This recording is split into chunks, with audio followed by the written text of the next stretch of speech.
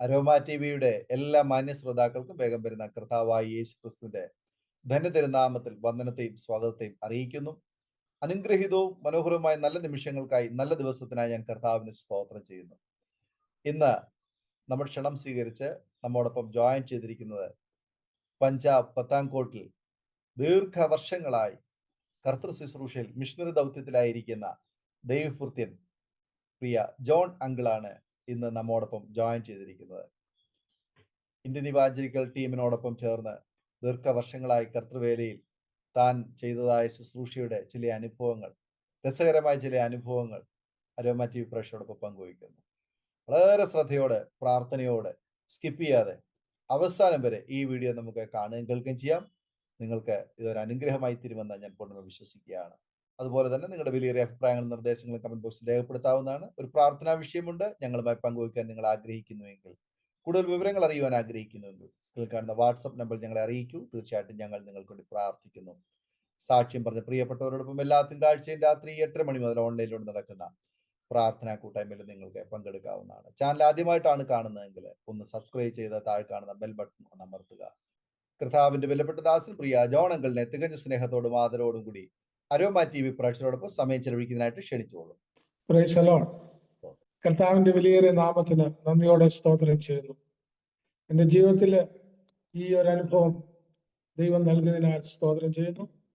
Aroma T വിക്ക് എൻ്റെ ഹൃദയം നിറഞ്ഞ നന്ദി രേഖപ്പെടുത്തുന്നു. എന്നെ ഈ പ്രോഗ്രാമിൽ ക്ഷണിച്ചതിന് വേണ്ടി വിശേഷ കർത്താവ് പാസ്റ്ററിന് ഞാൻ നന്ദിയുള്ളവനാണ്. പാസ്റ്ററോട് ദൈവം അനുഗ്രഹിക്കട്ടെ. ഈ സംരംഭത്തെ ദൈവം ഒന്നുകൂടെ അനുഗ്രഹിച്ച് മുൻപോട്ട് വഴി നടത്തട്ടെ. അനേക ദൈവഭക്തന്മാരുടെ സാക്ഷ്യങ്ങൾ ഈ വരും ദിവസങ്ങളിൽ ഈ മാധ്യമത്തിൽ കൂടെ മറ്റുള്ളവരുടെ അടുക്കൽ എത്തിച്ചേരുവാൻ ദൈവം ഇടയാക്കി തീരട്ടെ എന്ന് ഞാൻ പ്രാർത്ഥിക്കുകയാണ്. ഇന്ന് ഈ സന്ധ്യാസമയത്ത് ഇവിടെ എനിക്ക് ആയിരിക്കാൻ ദൈവം എന്നെ സഹായിച്ചതിനാൽ ഞാൻ നന്ദി കരയത്തോടെ സ്തോത്രം ചെയ്യുന്നു. എൻ്റെ പേര് പറഞ്ഞ് കേട്ടല്ലോ. എൻ്റെ പേര് EJ ജോൺ എന്നാണ്. ഞാൻ കർത്താവിൻ്റെ വേല ഈ പഞ്ചാബിൻ്റെ പ്രദേശത്ത് ചെയ്തുകൊണ്ടിരിക്കുന്നു. സാക്ഷ്യത്തിൽ കൂടെ മറ്റുള്ള കാര്യങ്ങൾ ഞാൻ പറയുവാൻ ആഗ്രഹിക്കുന്നു. എൻ്റെ കുടുംബത്തെ കുറിച്ച് പറയുകയാണെങ്കിൽ, എൻ്റെ ഭാര്യ 2012 ഏപ്രിൽ മാസം ഒരു ദുഃഖവെള്ളിയാഴ്ചയുടെ സമയത്ത് ഈ ലോകത്തിൽ നിന്നും മാറ്റപ്പെടുവാൻ ഇടയായിത്തീർന്നു. കർത്താവിൻ്റെ സന്നിധിയിൽ കടന്നുപോയി. എനിക്ക് 3 കുഞ്ഞുങ്ങളാണ്. 3 പേരും, 2 പെൺപിള്ളേരും ഒരാണുമാണ് എനിക്കുള്ളത്. എനിക്ക് 5 കൊച്ചുമക്കളുണ്ട്. ഇവരെല്ലാവരും ഓരോ സ്ഥലങ്ങളിൽ കർത്താവിൻ്റെ വേലയിലായിരിക്കുന്നു എന്ന് ഞാൻ സന്തോഷത്തോടു കൂടെ ഓർമ്മിക്കട്ടെ. വരും ദിവസങ്ങളിൽ, വരുന്ന സമയങ്ങളിൽ ഈ സാക്ഷ്യം ത്തിലൂടെ സകലതും ഞാൻ നിങ്ങൾക്ക് വേണ്ടി പങ്കുവയ്ക്കുവാൻ ഞാൻ ആഗ്രഹിക്കുകയാണ്. ദൈവത്തിന് സ്തോത്രം. എൻ്റെ ജന്മസ്ഥലം പറയുകയാണെങ്കിൽ കോട്ടയം ഡിസ്ട്രിക്റ്റില് കങ്ങഴ എന്ന് പറയുന്ന സ്ഥലം, അതായത് അതിൻ്റെ അടുത്തുള്ള മുണ്ടത്താനം എന്ന് പറയുന്ന ഒരു സ്ഥലത്താണ് എൻ്റെ ജനം, അല്ലെങ്കിൽ ഞാൻ ജനിച്ചത്. ദൈവത്തിന് സ്തോത്രം. അതുകൊണ്ട് അങ്ങനെ എൻ്റെ പിതാവിനെ ഞാൻ തിരിച്ചറിയുന്നതിന് മുമ്പ് തന്നെ ഈ ലോകത്തിൽ നിന്ന് മാറ്റപ്പെടുകയും ഞാൻ എൻ്റെ അമ്മച്ചിയോട് കൂടെ തന്നെ ജീവിക്കുകയും എൻ്റെ അമ്മാച്ചന്മാരുടെ വീട്ടിൽ താമസിക്കുകയും അവിടെ താമസിച്ചിട്ട് എൻ്റെ ശൈശവകാലം, കൊച്ചുപ്രായം എല്ലാം അവിടെയായിരുന്നു. അങ്ങനെ ഞാൻ ജീവിച്ചു. എൻ്റെ വിദ്യാഭ്യാസം ഏകദേശം 3 വയസ്സ് വരെ, 3-ാം ക്ലാസ് വരെ മുണ്ടത്താനം എന്ന് പറഞ്ഞ സ്ഥലത്തായിരുന്നു. അതിനുശേഷം ഞങ്ങൾ അവിടെ നിന്ന് സ്ഥലം വിറ്റ് മുണ്ടക്കയം എന്ന് പറയുന്ന സ്ഥലത്ത് പോയി. അവിടെ പോയി താമസിക്കുവാനിടയായി തീർന്നു. അവിടെ എന്നെയും കൊണ്ടുപോയി.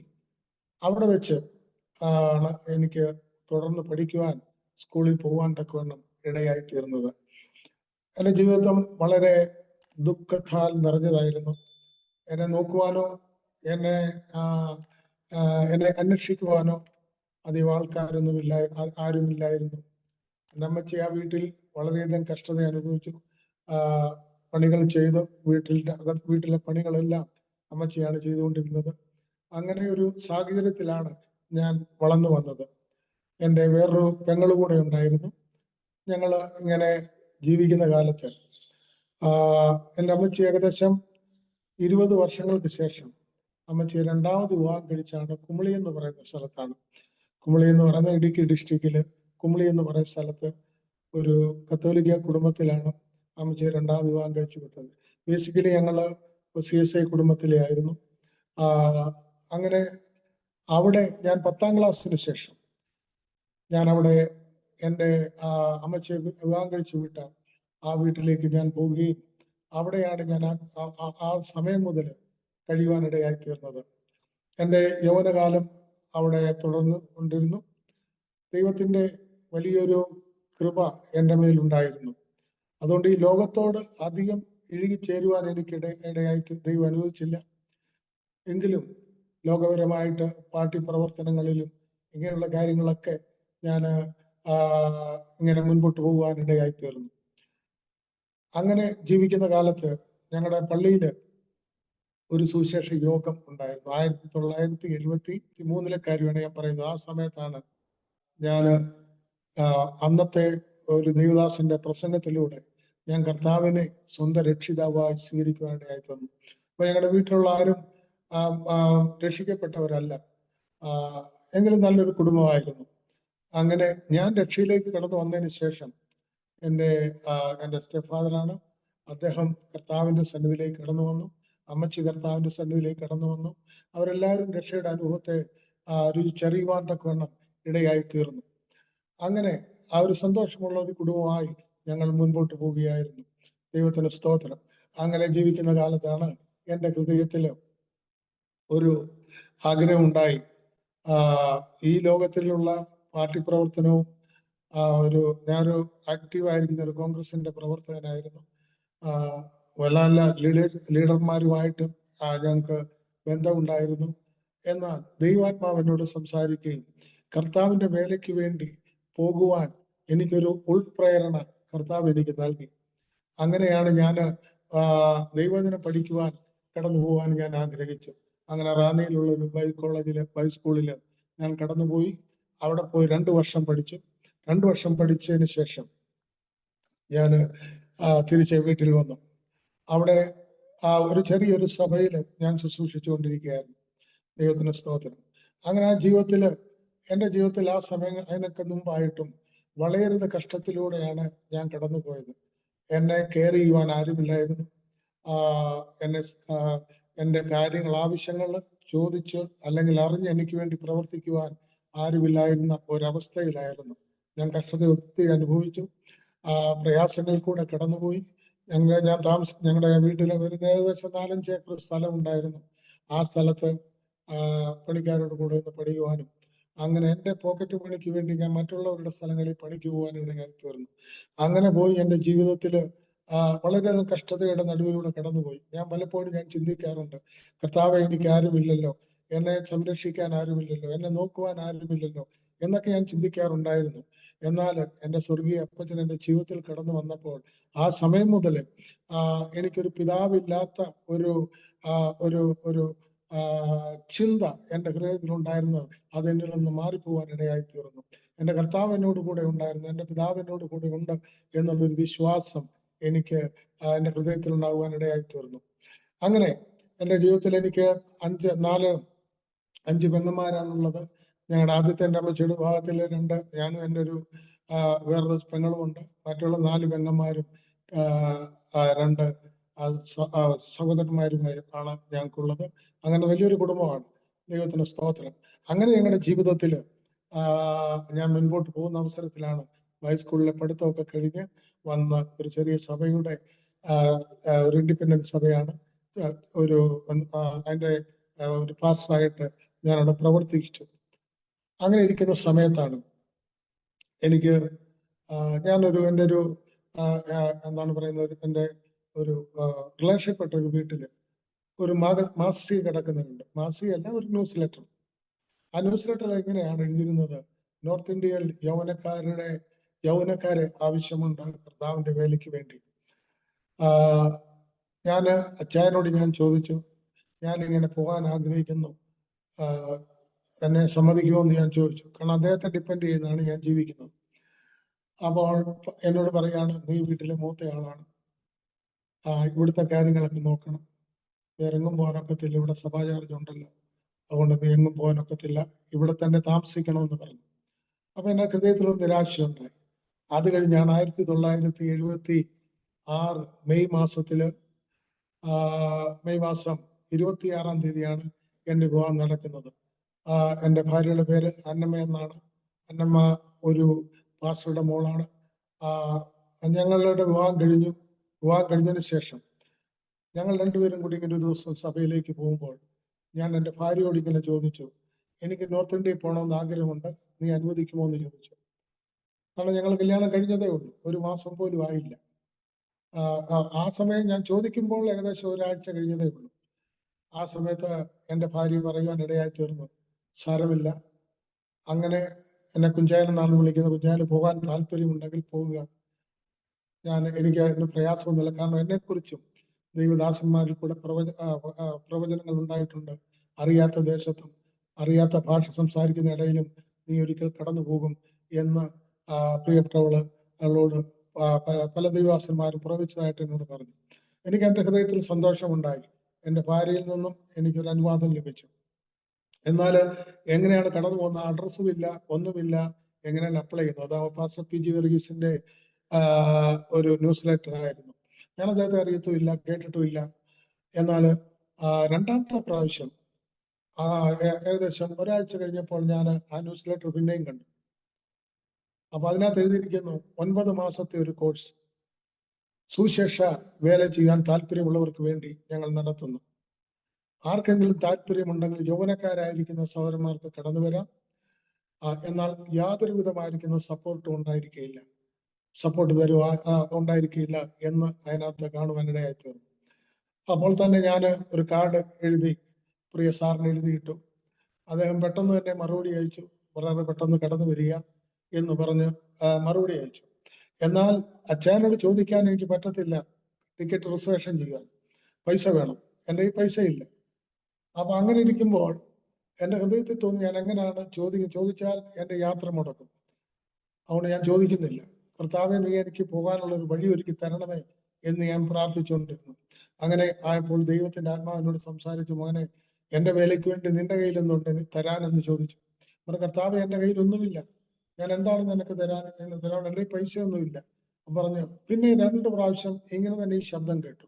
കേട്ടപ്പോഴാണ് എനിക്ക് മനസ്സിലായത്, എൻ്റെ വിവാഹ സമയത്ത് ഞാനൊരു വാച്ച് കോട്ടയം ടൗണിൽ ചെന്ന് അവിടെ നിന്ന് വാങ്ങിച്ചന്ന് ഞങ്ങളുടെ കാര്യങ്ങളൊക്കെ നടത്തി ഞങ്ങൾ കോട്ടയത്താണ് പോകുന്നത്.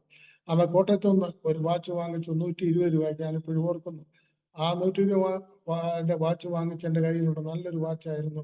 എൻ്റെ കമ്പനിയുടെ പേരും എനിക്ക് ഇപ്പോഴും അറിയാം, ടൈം സ്റ്റാർ എന്ന് പറഞ്ഞൊരു കമ്പനിയുടെ വാച്ച്. അപ്പൊ ഞാൻ ഓർത്ത്, കർത്താവ് ചിലപ്പോൾ എന്നോട് ഇതായിരിക്കും ചോദിക്കുന്നത്. അപ്പൊ ഞാൻ എന്ത് ചെയ്തു, ആ വാച്ച് കൊടുക്കാൻ തന്നെ തീരുമാനിച്ചു. എൻ്റെ ജീവിതത്തിൽ ആദ്യമായിട്ടാണ് ഒരു വാച്ച് കിട്ടുന്നത്. എനിക്ക് വളരെ സന്തോഷമായിരുന്നു. അത് ഞാൻ വിൽക്കാനായിട്ട് ഞാൻ പലരെ അന്വേഷിച്ചു. എന്നാൽ ഒരു മനുഷ്യൻ എന്നോട് ആ വാച്ച് വാങ്ങിച്ചു. 120 രൂപയ്ക്ക് വാങ്ങിച്ച വാച്ച് 100 രൂപയ്ക്ക് അദ്ദേഹം എന്നോട് വാങ്ങിച്ച്, ആ 100 രൂപ വാങ്ങിച്ച് വേറൊരാളുടെ കയ്യിൽ പൈസ കൊടുത്തു വിട്ട് കോട്ടയത്ത് പോയി ടിക്കറ്റ് ബുക്ക് ചെയ്തു. 90 രൂപയായി കോട്ടയത്ത് നിന്നും പട്ടാങ്കോട്ട് വരെയുള്ള ടിക്കറ്റിന്റെ പൈസ. അപ്പം അത് ഞാൻ കർത്താവിന്റെ വേലയ്ക്ക് വേണ്ടി, കർത്താവിന് വേണ്ടി ഞാൻ കൊടുത്തപ്പോൾ എനിക്ക് വളരെ സന്തോഷമുണ്ടായി. അങ്ങനെ പി ജി വർഗീസ് സാറ് എനിക്ക് പെട്ടെന്ന് ലെറ്റർ എഴുതി, ബ്രദർ ഇന്ന സ്ഥലത്ത് വന്ന് ഇറങ്ങണം എന്ന് പറഞ്ഞ് മലയാളത്തിൽ എഴുതി, ഒരു ഇല്ലണ്ടിൽ എഴുതി എനിക്ക് അയച്ചു തന്നു. എവിടെ ചെല്ലണം എന്നുള്ള ആ വഴികളൊക്കെ അതിനകത്ത് വരച്ച് തന്നു. പട്ടാങ്കോട്ട് ഇറങ്ങിയിട്ട് റിക്ഷയിൽ കയറി, ഒരു റിക്ഷ വിളിച്ചിട്ട് ഇതിപ്പോ എങ്ങനെ പറയണം എന്ന് പറഞ്ഞ് പറയേണ്ട വാക്കുകളൊക്കെ എഴുതി തന്നു. അങ്ങനെ ഞാൻ കോട്ടയത്ത് നിന്ന് കയറണം. ഞാൻ ട്രെയിൻ കണ്ടിട്ടില്ല, ട്രെയിൻ ആദ്യമായിട്ടാണ് കാണുന്നത്. അവിടെ ഞങ്ങൾ ഹൈറേഞ്ചിലാണല്ലോ താമസിക്കുന്നത്, അവിടെ ട്രെയിനൊന്നുമില്ല, അവിടെ മലപ്രദേശമാണല്ലോ. അപ്പോൾ ഞാൻ കോട്ടയത്ത് വന്നു. എൻ്റെ ഹൃദയത്തിൽ ഭയങ്കര ആവേശമാണ് നോർത്ത് ഇന്ത്യക്ക് പോകാൻ. കാരണം ഞാൻ 1.5 മാസം പോലും ആയില്ല വിവാഹം കഴിച്ചിട്ട്. ഭാര്യയെ കൊണ്ടുവരാൻ ഒക്കത്തില്ല, ഭാര്യയെ വിട്ടിട്ടേ പോരാനൊക്കത്തുള്ളൂ. അങ്ങനെ ഞാൻ കോട്ടയത്ത് വന്നു. എൻ്റെ ഭാര്യ എന്നോട് കൂടെ ഉണ്ട്, വേറെ 1-2 സഹോദരന്മാരുണ്ട്. ട്രെയിൻ നോക്കി നിൽക്കുകയാണ്. എന്നെ ഹൃദയം ഇടിക്കുവാൻ തുടങ്ങി. ഞാൻ ആദ്യമായിട്ട് ട്രെയിനിൽ കയറുകയാണ്. എനിക്ക് സന്തോഷമുണ്ട്. അല്ല, ഭാര്യയെക്കുറിച്ചുള്ള പ്രയാസങ്ങൾ ഉണ്ട്, ഹൃദയത്തിലുണ്ട്, എന്നാൽ അത്രയുമില്ല. അങ്ങനെ ട്രെയിൻ വന്നു, ഞാൻ ചാടിക്കേറി. ട്രെയിനകത്ത് കയറി ഞാൻ ഇരുന്നു. സന്തോഷത്തോടു കൂടി ഡൽഹി വരെ വന്നു. മലയാളികളുണ്ടായിരുന്നു. ഡൽഹി വന്നപ്പോൾ എന്നെ ഒരു പട്ടാളക്കാരൻ എന്നെ സഹായിച്ചു. അടുത്ത വണ്ടി കയറി പട്ടാങ്കോട്ട് ജമ്മുവിന് പോകുന്നൊരു വണ്ടിയെ കയറണം. അതിനുവേണ്ടി സഹായിച്ചു. ഞാൻ എന്നെ ആ വണ്ടിയിൽ കയറ്റിയിരുത്തി. അപ്പം കയറ്റിയിരുത്തിയപ്പോൾ അതുവരെ എനിക്ക് ഉണ്ടായ സന്തോഷം എല്ലാം പോയി. കാരണം അറിയാത്ത ഭാഷ, അറിയാത്ത ആൾക്കാർ, 2 സർദാർമാർ. ഞാൻ 23 വയസ്സുള്ളൊരു ചെറുപ്പക്കാരനാണ്. 21 വയസ്സ് തികയുന്ന പോലുമില്ല, അങ്ങനെയുള്ള ചെറുപ്പക്കാരനാണ്. ഞാനപ്പം വണ്ടിയെ കയറിയിരുന്നു. 2 സർദാർമാർ അപ്പുറത്തും ഇപ്പുറത്തും. എനിക്ക് വലിയ പേടിയായിപ്പോയി. കാരണം സർദാർമാരെ പണ്ട് ഞാൻ കണ്ടിട്ടുണ്ട് അടുത്ത് വെച്ച്. എൻ്റെ ഒരു അമ്മച്ചിയുടെ ചേട്ടത്തിയുടെ വീട്ടിൽ പോയപ്പോൾ ഒരു സർദാർജി ഇങ്ങനെ റോഡിൽ കൊണ്ട് നടന്നു വന്നപ്പോൾ ഞാനും എൻ്റെ കസിൻ ബ്രദറും കൂടെ ഓടി കപ്പക്കാട്ടിൽ കയറി. കാരണം പേടിയായിപ്പോയി. ഇപ്പോൾ താടിയും മീശയും തലക്കെട്ടും എല്ലാം കണ്ടപ്പോൾ ഒരു വലിയ പേടിയായിരുന്നു. എന്നാൽ അങ്ങനെയുള്ള 2 പേരുടെ നടുക്കാണ് ഞാൻ പോയിരിക്കുന്നത്. എനിക്ക് വളരെയധികം പേടിയുണ്ടായി. അപ്പൊ അവരെന്നോട് പഞ്ചാബിയിൽ ഹിന്ദിയിലൊക്കെ ചോദിച്ചു, എവിടെ പോകാനാണ്, എങ്ങനെ പോകാനാണ്. ഞാൻ പറഞ്ഞു, ഞാൻ പത്താംകോട്ട് വന്നു. പത്താംകോട്ടെന്ന് ചോദിച്ചു, അവർക്ക് മനസ്സിലായില്ല. പിന്നെ അവസാനം അവർ ഉച്ചരിക്കുന്നത് പോലെ അവർ പറഞ്ഞു കേൾപ്പിച്ചു, പഠാൻകോട്ട്. ഓക്കെ, എന്നാ ഞാൻ അങ്ങനെയാണ് ഞാൻ പഠാൻകോട്ട് വന്ന് ഇറങ്ങി. അപ്പം അതിനിടയ്ക്ക് ഒരു കാര്യം കൂടെ ഉണ്ടായി. റെയിൽവേ സ്റ്റേഷനിൽ ഞാൻ ട്രെയിനിലോട്ട് കയറി. എൻ്റെ ഭാര്യ വെളിയിൽ നിൽക്കുന്ന കാര്യം ഞാൻ ഓർത്തില്ല. കാരണം എനിക്ക് നോർത്ത് ഇന്ത്യക്ക് വരാനുള്ള ആവേശമാണ്. അപ്പം പുള്ളിക്കാർ കൈയും ഇങ്ങനെ വെച്ച് ടാറ്റ പറയുക, ഞാൻ നോക്കിയേ ഇല്ല. അപ്പം പിന്നെ പുറകെ എഴുത്ത് വന്നു, എന്തായിരുന്നാലും ഒരു ടാറ്റയെങ്കിലും പറഞ്ഞേച്ച് പോകാമായിരുന്നല്ലോ എന്ന് പറഞ്ഞ്. സാരമില്ല, കർത്താവിന് വേണ്ടി. അങ്ങനെ 1.5 മാസം പോലും ആകാതെ ഞാൻ വിവാഹം കഴിഞ്ഞതിന് ശേഷം, എൻ്റെ ഭാര്യയെ വീട്ടിൽ വിട്ടതിന് ശേഷമാണ് ഞാൻ പട്ടാൻകോട്ടേക്ക് കടന്നു വരുന്നത്. എന്നെ ഹെൽപ്പ് ചെയ്യാൻ ആരുമില്ലായിരുന്നു. അച്ഛനൊരു 20 രൂപ എൻ്റെ കയ്യിൽ തന്നു. പിന്നെ എൻ്റെ അയൽവക്കത്ത് മദ്രാസിൽ ജോലി ചെയ്യുന്നൊരു സഹോദരനുണ്ട്. അദ്ദേഹത്തിൻ്റെ 2 പഴയ പാൻറ് വാങ്ങിച്ച് എനിക്ക് തന്നു. 1 2 ഉടുപ്പ് വാങ്ങിച്ചു തന്നു. ഇതെല്ലാം കൊണ്ട് ഞാൻ പട്ടാൻകോട്ട് വന്നിറങ്ങി. വന്നപ്പോൾ ഞാൻ ഉദ്ദേശിച്ച പോലൊന്നും അല്ലായിരുന്നു അന്നത്തെ അവസ്ഥ. കർത്താവിൻ്റെ ദാസൻ പാസ്റ്റർ പി ജി വർഗീസ് കുടുംബം ഒരു ചെറിയ മുറിയിൽ വാടകയ്ക്ക് താമസിക്കുകയാണ്. ഞാൻ അവിടെ ചെന്നു എന്നോട് ഇരിക്കാൻ പറഞ്ഞു. ഞാനിരുന്നു. ഒരു ചെറിയ, എനിക്ക് തോന്നുന്ന കാപ്പിയാണെന്ന് തോന്നുന്നു, ഓർക്കുന്നില്ല, തന്നു. എന്നിട്ട് എന്നോട് പറഞ്ഞു, ബ്രദറെ, അതിനടുത്തൊരു വീടുണ്ട്, അവിടെയാണ് നിങ്ങൾ താമസിക്കുന്നത്, എന്നെ അവിടെ കൊണ്ട് കിട്ടും. ആ ചെറിയൊരു 3 മുറികളും ചെറിയൊരു സ്റ്റോറും, ഒരു അടുക്കള, ഒരു ചെറിയ ഓഫീസ് പോലത്തെ ഒരു ചെറിയ റൂം, ഇതായിരുന്നു കിട്ടുന്നത്. ഞങ്ങൾ 13 സഹോദരന്മാർ അവിടെയാണ് താമസിക്കുന്നത്. വളരെയധികം പ്രയാസവും ദുഃഖവും എല്ലാം അവിടെ ഉണ്ടായി. എനിക്ക് വളരെ സന്തോഷമുള്ള സമയങ്ങളായി. 9 മാസം കർത്താവിൻ്റെ ദാസന്റെയും കുടുംബത്തിൻ്റെയും കൂടെ താമസിക്കുവാനും, ദൈവം ആരാണെന്നും ദൈവം എങ്ങനെയാണ് തൻ്റെ മക്കൾക്ക് വേണ്ടി പ്രവർത്തിക്കുന്നതെന്നും കർത്താവിൻ്റെ ദാസനിലൂടെയും പ്രിയ അമ്മാമയിലൂടെയും എനിക്ക് മനസ്സിലാക്കുവാൻ സാധിച്ചു. വിശ്വാസം എന്ന് പറയുന്നത് എന്താണെന്ന് അറിയത്തില്ലായിരുന്നു. എന്നാൽ ആ 9 മാസത്തെ ട്രെയിനിങ്ങിലാണ് എനിക്ക് മനസ്സിലായത് വിശ്വാസം എങ്ങനെയാണെന്ന്. ഞങ്ങൾക്ക് ഇങ്ങനെയുള്ള ട്രെയിനിങ് ആണ് കിട്ടിയത്. പട്ടിണി കിടന്നാലും ആരോടും കടം വാങ്ങിക്കില്ല, ഒരിടത്തും പോയി കൈനീട്ടല്ല, വിശ്വാസത്തിൽ നിൽക്കുക. ദൈവം നമ്മളെ വഴി നടത്തും. നാം അവൻ്റെ വേല ചെയ്യുമ്പോൾ കർത്താവ് നമ്മളെ അനുഗ്രഹിക്കുകയും നമ്മളെ വഴി നടത്തുകയും ചെയ്യും എന്നാണ് ഞങ്ങളെ പഠിപ്പിച്ചത്. ഈ 9 മാസം വളരെയധികം പ്രയാസത്തിലൂടെ അവിടെ കടന്നുപോയി. ചിലപ്പോൾ കഴിക്കാൻ ആഹാരമില്ല, ചിലപ്പോൾ ഒന്നിനും പൈസയില്ല. ഞങ്ങൾ എന്തെങ്കിലും കഴിച്ചാൽ ആ കുടുംബവും കഴിക്കും, ആ കുടുംബം എന്തെങ്കിലും കഴിച്ചാൽ ഞങ്ങളും കഴിക്കും. അങ്ങനെയുള്ളൊരു ജീവിതമായിരുന്നു. അതൊരു വളരെ എൻ്റെ സുവിശേഷ വേലയ്ക്ക് വേണ്ടി എൻ്റെ ഹൃദയത്തെ ബലപ്പെടുത്തുന്ന ഒരു ജീവിതമായിരുന്നു, അനുഭവമായിരുന്നു ആ കാലങ്ങളിൽ. ആ 9 മാസം 1977 ജൂലൈ മാസത്തിലാണ് ഞാൻ പട്ടാൻകോട്ട് കടന്നു വരുന്നത്. കർത്താവ് ആ 9 മാസത്തെ അനുഭവത്തിലൂടെ എനിക്ക് കർത്താവിന്റെ വേല ചെയ്യുവാൻ ദൈവം എന്നെ ബലപ്പെടുത്തി. എല്ലാ ശനിയാഴ്ചയും ഞങ്ങൾ ഗോസ്പൽ പാക്കറ്റ് വെള്ളിയാഴ്ച പാക്ക് ചെയ്ത് ശനിയാഴ്ച രാവിലെ ഞങ്ങൾ ഔട്ട്റീച്ചിന് പോകും. 1 രൂപയ്ക്ക് ഞങ്ങൾ ഒരു ഗോസ്പൽ പാക്കറ്റ് വിൽക്കും. അതിൽ 75 പൈസ ഞങ്ങൾക്ക് കിട്ടും, 25 പൈസ ഓഫീസിൽ കൊടുക്കണം. അതുകൊണ്ടാണ് ഞങ്ങൾ സോപ്പും നീലവും ഇങ്ങനെയുള്ള കാര്യങ്ങളൊക്കെ വാങ്ങിക്കുന്നത്. അങ്ങനെ ജീവിതം മുൻപോട്ട് പോയി. വീട്ടിൽ നിന്ന് പല പ്രശ്നങ്ങൾ ഉണ്ടായി. എൻ്റെ ഭാര്യയ്ക്ക് ഒത്തിരിയും ഞാനായിരുന്ന സഭയിൽ നിന്നും വളരെയധികം ദുരനുഭവങ്ങൾ ഉണ്ടായി. അതായത് അതിൻ്റെ അനുഭവം എന്ന് പറഞ്ഞാൽ വളരെയധികം പഴിക്കുവാനിടയായി തീർന്നു. എന്നിട്ട് അവൾ വളരെയധികം കരയുന്ന ഒരു അനുഭവം ഉണ്ടായി.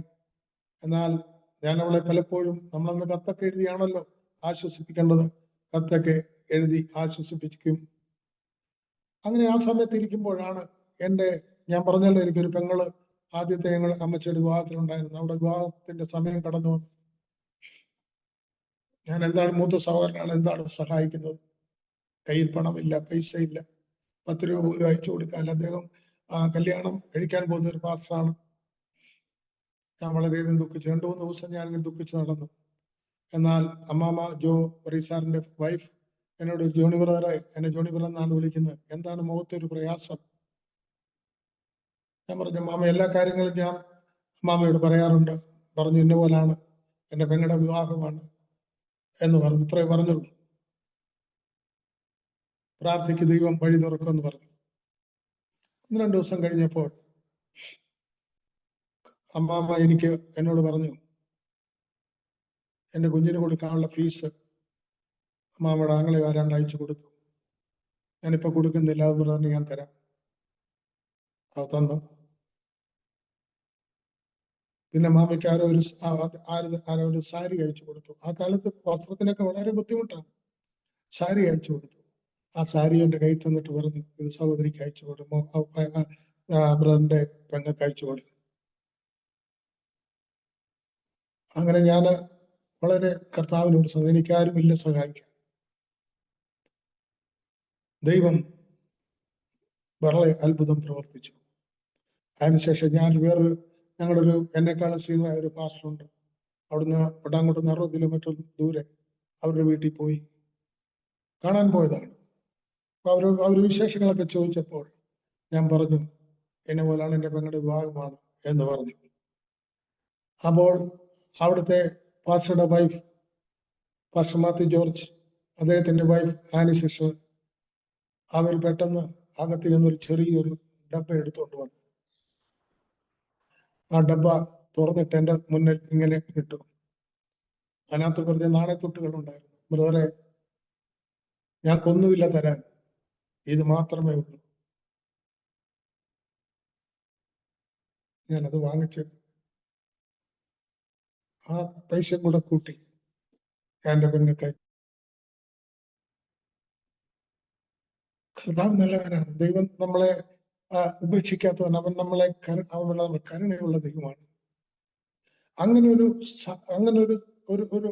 റിലേഷൻ ആ കാലത്ത് ഞങ്ങൾക്കുണ്ടായിരുന്നു. വറീസാറാണെങ്കിലും ഒരു മാസത്തിൽ ഒരു പ്രാവശ്യമെങ്കിലും അടുത്തുള്ള സഹോദരന്മാരെ വിസിറ്റ് ചെയ്യാൻ പോകും, കാണാൻ പോകും, ഒരുമിച്ച് ജീവിക്കും, ഒരുമിച്ച് താമസിക്കും. അങ്ങനെയുള്ള അനുഭവത്തിലുകൊണ്ടാണ് ഞങ്ങൾ ആ കാലത്ത് കടന്നുപോയത്. അങ്ങനെ എൻ്റെ 9 മാസത്തെ ട്രെയിനിങ് തീരാറായി. ഒരു ദിവസം വറീസാർ എന്നെ വിളിച്ചിട്ട് എന്നോട് പറഞ്ഞു, ബ്രദർ, ഒരു കാര്യം ചെയ്യണം, ജമ്മുവിൽ ഒരു സ്ഥലമുണ്ട്, വെടി ബ്രാഹ്മണ എന്ന് പറയുന്നത്, ആ സ്ഥലത്ത് പോകണം. നീ കല്യാണം കഴിച്ചാണല്ലോ. അവിടെ ജമ്മുവിൽ ഒരു പാസ്റ്ററുണ്ട്, മലയാളി, സാമ്പായിലുമുണ്ട്, അവരുടെ ഇടയ്ക്ക് അവിടെ നീ വർക്ക് ചെയ്യുക എന്ന് പറഞ്ഞു. അപ്പൊ ഞാനത് സാറിനോട് പറഞ്ഞു, ഞാനവിടെ പോകത്തില്ല. എന്താ കാര്യം എന്ന് ചോദിച്ചു. എന്നെ കർത്താവ് ഒരു സ്ഥലം കാണിച്ചു തന്നു. ഞാൻ അവിടെ സുവിശേഷ വേലയ്ക്ക് വേണ്ടി പോകും. എവിടാന്ന് ചോദിച്ചു. ഞാൻ പഞ്ചാബിൽ തന്നെയാണ് എന്ന് പറഞ്ഞു. ഞാനെക്കുറിച്ച് പറയാം. എല്ലാ ശനിയാഴ്ചയും ഞങ്ങൾ ഗോസ്പൽ കൊടുക്കാൻ പോകും, സുവിശേഷം പറയാൻ പോകും. അങ്ങനെ പട്ടാൻകോട്ട് നിന്ന് 70 കിലോമീറ്റർ ദൂരെ ജലന്ധറിനടുത്തൊരു സ്ഥലമാണ് ഞാൻ ഒരു ശനിയാഴ്ച പോകാനിടയായി തീർന്നു. അവിടെ ചെന്ന് ഞങ്ങൾ ഗോസ്പലും കൊണ്ട് ഞാനും ഒരു നേപ്പാളി ബ്രദറും കൂടാണ് വന്നത്. ഞങ്ങൾ രണ്ടുപേരും കൂടെ അവിടെ ഇറങ്ങി, ബസ്സിൽ നിന്ന് ഇറങ്ങി, യേശു ക കഹാനി എന്നും പറഞ്ഞ് പുസ്തകം ഇങ്ങനെ കാണിച്ച് ഉറച്ചു പറഞ്ഞു. ഹിന്ദിയൊന്നും അറിയത്തില്ല, അവിടെ പഞ്ചാബിയാണ് സംസാരിക്കുന്നത്. അപ്പൊ ഉറച്ചു പറഞ്ഞപ്പോൾ ഒത്തിരി ആൾക്കാർ വന്നു കൂടി.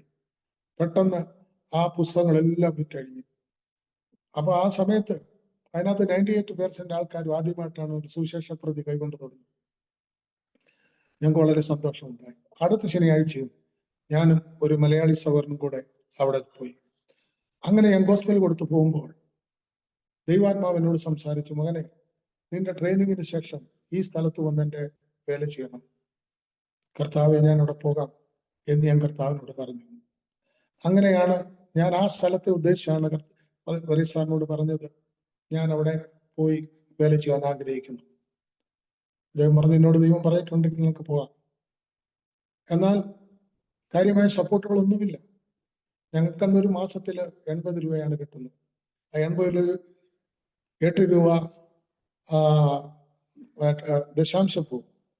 ബാക്കിയുള്ള അത് ചിലപ്പോഴൊക്കെയാണ്, എല്ലാ മാസവും കിട്ടത്തില്ല. അങ്ങനെ ഞാൻ അവിടെ ഒരു മുറി അന്വേഷിച്ചു പോയി. ദൈവം എനിക്ക് വേണ്ടി ചെയ്ത വലിയൊരു അത്ഭുതം ഞാൻ പറയാൻ ആഗ്രഹിക്കുന്നു. ഞാനൊരു മുറി അന്വേഷിച്ചു പോയി. അവിടെ എന്നോട് പറഞ്ഞവരാരും എന്നെ ഹെൽപ്പ് ചെയ്തില്ല. 2 പ്രാവശ്യം പോയി. 3ാമത്തെ പ്രാവശ്യം ഞാൻ ബസ്സിൽ നിന്ന് ഇറങ്ങി കർത്താവിനോട് ഇങ്ങനെ പറഞ്ഞു, എൻ്റെ പിതാവേ, നീയാണ് എന്നോട് പറഞ്ഞത് ഇവിടെ വന്ന് വേല ചെയ്യുക. എൻ്റെ ലാസ്റ്റ് ജേർണിയാണ് ഇവിടെ. ഞാൻ ഇനിയും തിരിച്ചു വരത്തില്ല. ഇന്ന് എനിക്കൊരു വീട് കിട്ടിയാലേ പറ്റത്തുള്ളൂ എന്ന് പറഞ്ഞു. അങ്ങനെ പറഞ്ഞ് പ്രാർത്ഥിച്ചു. എന്നോട് കഴിഞ്ഞ തലേ ആഴ്ച ചെന്നപ്പോൾ പറഞ്ഞ ആ മനുഷ്യന്റെ അടുത്ത് ചെന്നു. അദ്ദേഹം പറഞ്ഞു, ഞാൻ പലരോടും ചോദിച്ചെന്ന ഒരു മുറിയില്ല. എനിക്ക് പ്രയാസമുണ്ടായി. എൻ്റെ കണ്ണിൽ നിന്നും കണ്ണുനീർ പൊടിയുവാൻ തുടങ്ങി. ഞാൻ സാറിനോട് ചെന്ന് എന്തോ പറയും. ഞാൻ അങ്ങനെ തിരിഞ്ഞ് ബസ് സ്റ്റാൻഡിലോട്ട് പോവുകയാണ്. ഒരിടത്ത് ആ സ്ഥലം എന്ന് പറഞ്ഞാൽ ജനനിബിഡമായ ഒരു സ്ഥലമാണ്. ഒരു വശം സിവിൽ ഹോസ്പിറ്റൽ, മറ്റേ സൈഡില് ബസ് സ്റ്റാൻഡ്, അതിൻ്റെ ഇടയില് മാർക്കറ്റ്. അതിനകത്ത് വെജിറ്റബിൾ മാർക്കറ്റാണ് കൂടുതൽ. ഭയങ്കര ഒച്ചയും വളരെ റഷുമുള്ള ഒരു സ്ഥലമാണ്. ഞാൻ തിരിച്ച്, കർത്താവേ, എനിക്കറിയാം നീ കള്ളം പറയത്തില്ല. നിന്റെ വായിൽ ഹാത്തോ ഹാ നാത്തോ നാ എന്നീ പേര് പറയുന്നത് എന്നേ അത്രയേ ഉള്ളൂ. ഞാൻ തിരിച്ചു പോവുകയാണ്. നീ എന്നോട് പറഞ്ഞത് പോലെ എനിക്ക് വീട് കിട്ടിയില്ല. എനിക്ക് വരണമെങ്കിൽ ഗോസ്പൽ കൊടുത്തിട്ട് പൈസ കിട്ടിയെങ്കിൽ എനിക്ക് വരാനൊക്കത്തുള്ളൂ. അങ്ങനെ ഞാൻ അവിടെ തിരിച്ചു പോകുമ്പോൾ ഇത്രയും ആൾക്കാർ സഞ്ചരിക്കുന്ന അല്ലെങ്കിൽ പോവുകയും വരികയും ചെയ്യുന്ന ആ വഴിയില് ഞാൻ പോകുന്ന അവസരത്തിൽ ആരോ എൻ്റെ തോളിൽ കൈവച്ചു. ഞാൻ തിരിഞ്ഞു നോക്കിയപ്പോൾ ഒരു സ്ത്രീയാണ്, പ്രായമുള്ളൊരു സ്ത്രീ, എന്നെക്കാൾ ഉയരമുണ്ട്. അവരെന്നോട് ഇങ്ങനെയാണ് ചോദിച്ചത്, ഇപ്പോഴും ഞാൻ എൻ്റെ കാതിൽ മുഴങ്ങുന്നു. ഹിന്ദിയിൽ ചോദിച്ചു, മോനെ, നിനക്ക് എന്ത് വേണം? അത് കേട്ടപ്പോൾ എൻ്റെ ഹൃദയത്തിൽ എന്തോ ഒരു ഒരു ഒരു ഒരു ഏതോ പോലെ എനിക്ക് തോന്നി. ഈ സ്ത്രീ എന്തുകൊണ്ടാണ് എന്നോട് ഇങ്ങനെ ചോദിക്കും? ഇത്രയോ ആൾക്കാർ പോകുന്നതിനിടയ്ക്ക് എൻ്റെ തോളിൽ കൈവച്ചിട്ട് എന്തിനാണ് ഇങ്ങനെ ചോദിക്കുന്നത്? ഞാൻ ആ മാതാവിന്റെ മുഖത്തേക്ക് നോക്കി പറഞ്ഞു, എനിക്കൊരു റൂം വേണം. നീ എന്താ ചെയ്യുന്നത്? ഞാൻ പറഞ്ഞു, യേശുവിനെ ഞാൻ പ്രസംഗിക്കുന്നു എന്ന് പറഞ്ഞു. അത്രയും പറഞ്ഞതേ ഉള്ളൂ. ആ സ്ത്രീ എന്റെ കയ്യെ പിടിച്ചിട്ട് കുറച്ച് ദൂരം വരെ കൊണ്ടുപോയി എന്നെ. അങ്ങനെ പോയി ഒരു വലിയ ബംഗ്ലാവിൽ ചെന്ന് കയറി. അവിടെ ചെന്ന് 2 സർദാർമാരിരിക്കുന്നു. അവർ ചിരിച്ചിട്ട് അവരോട് ചോദിച്ചു, ഇവനെ എവിടെ നിന്നാണ് കിട്ടിയത്? പറഞ്ഞ്, വഴിയിൽ വെച്ച് കണ്ടതാണ്. ചോദിക്കും, ഇവനെന്താണ് ആവശ്യം? എന്നോട് അവർ ചോദിച്ചു, എന്താണ് നിനക്ക് ആവശ്യം? ഞാൻ പറഞ്ഞു, എനിക്കൊരു മുറി വേണം. നീ എന്തോ ചെയ്യുന്നത്? ഞാൻ യേശുവിനെ പ്രസംഗിക്കുന്നു. നീ എവിടുത്തുകാരനാണ്? ഞാൻ കേരളക്കാരനാണ്. കേരളക്കാരനെന്ന് പറയുമ്പോൾ അവര് മുഖത്ത് അവർ ചിരിക്കാൻ തുടങ്ങി. അപ്പോൾ എന്താണ് ചോദിച്ചാൽ, അവർ 2 പേരും കൊച്ചിയിൽ ഏകദേശം 10-12 വർഷം താമസിച്ച് നേവിയിൽ ജോലി ചെയ്ത 2 റിട്ടയർഡ് ഓഫീസേഴ്സാണ്. ആ കേരളക്കാരെ അവർക്ക് വലിയ ഇഷ്ടമാണ്. അപ്പോൾ എന്നോട് പറഞ്ഞു ആ വീടിന്റെ ഉടമസ്ഥൻ ഒരാള്, മറ്റേ അദ്ദേഹം ഈ സ്ത്രീയുടെ ഭർത്താവ്, അവർ രണ്ടും കൂട്ടുകാരാണ്. എന്നോട് പറഞ്ഞു ഇവിടെ ഒരു റൂമുണ്ട്, നിനക്ക് തരാമെന്ന് പറഞ്ഞു. എന്നെ കൊണ്ട് ആ റൂം കാണിച്ചു. ഞാൻ ചോദിച്ചു, അങ്കിൾ എത്ര രൂപയാണ് ഇതിന്റെ വാടക? അദ്ദേഹം പറഞ്ഞു, ഇത് 100 രൂപയ്ക്കാണ് ഞാൻ കൊടുക്കുന്നത്. എന്നാൽ നീ കേരളത്തിൽ നിന്ന് വന്ന ഒരു വ്യക്തി ആയതുകൊണ്ട് നിനക്ക് ഞാൻ 80 രൂപയ്ക്ക് തരാം. എന്റെ ഹൃദയത്തിൽ വളരെയധികം പിന്നെയും വേദനയുണ്ടായി. ഞാൻ പറഞ്ഞു, അങ്കിൾ ഈ റൂം എനിക്ക് എടുക്കാൻ പറ്റത്തില്ല. എന്താ കാര്യം എന്ന് വെച്ചാൽ എൻ്റെ കയ്യിൽ 80 രൂപ ഇല്ല. അദ്ദേഹം പറഞ്ഞു, ഞാൻ 100 രൂപയ്ക്കാണ് കൊടുക്കുന്നത്, നീ കേരളക്കാരനായതുകൊണ്ട് നിനക്ക് 80 രൂപയ്ക്ക് തരികയാണ്, അല്ല എനിക്ക് വേണ്ട എന്ന് പറഞ്ഞ് ഞാൻ അവരുടെ വീടിന്റെ സ്റ്റെപ്പ് ഇറങ്ങിയപ്പോൾ മറ്റേ സർദാർജി, ആ സ്ത്രീയുടെ ഭർത്താവ്, എന്നോട് പറഞ്ഞു, നീ എൻ്റെ കൂടെ വരാൻ പറഞ്ഞു. അങ്ങനെ ആ മനുഷ്യന്റെ കൂടെ ഞാനിങ്ങനെ നടന്ന് ആ സ്ത്രീ എവിടെ കണ്ടോ ആ മാർക്കറ്റിൽ അവിടെ വരെ പോയി.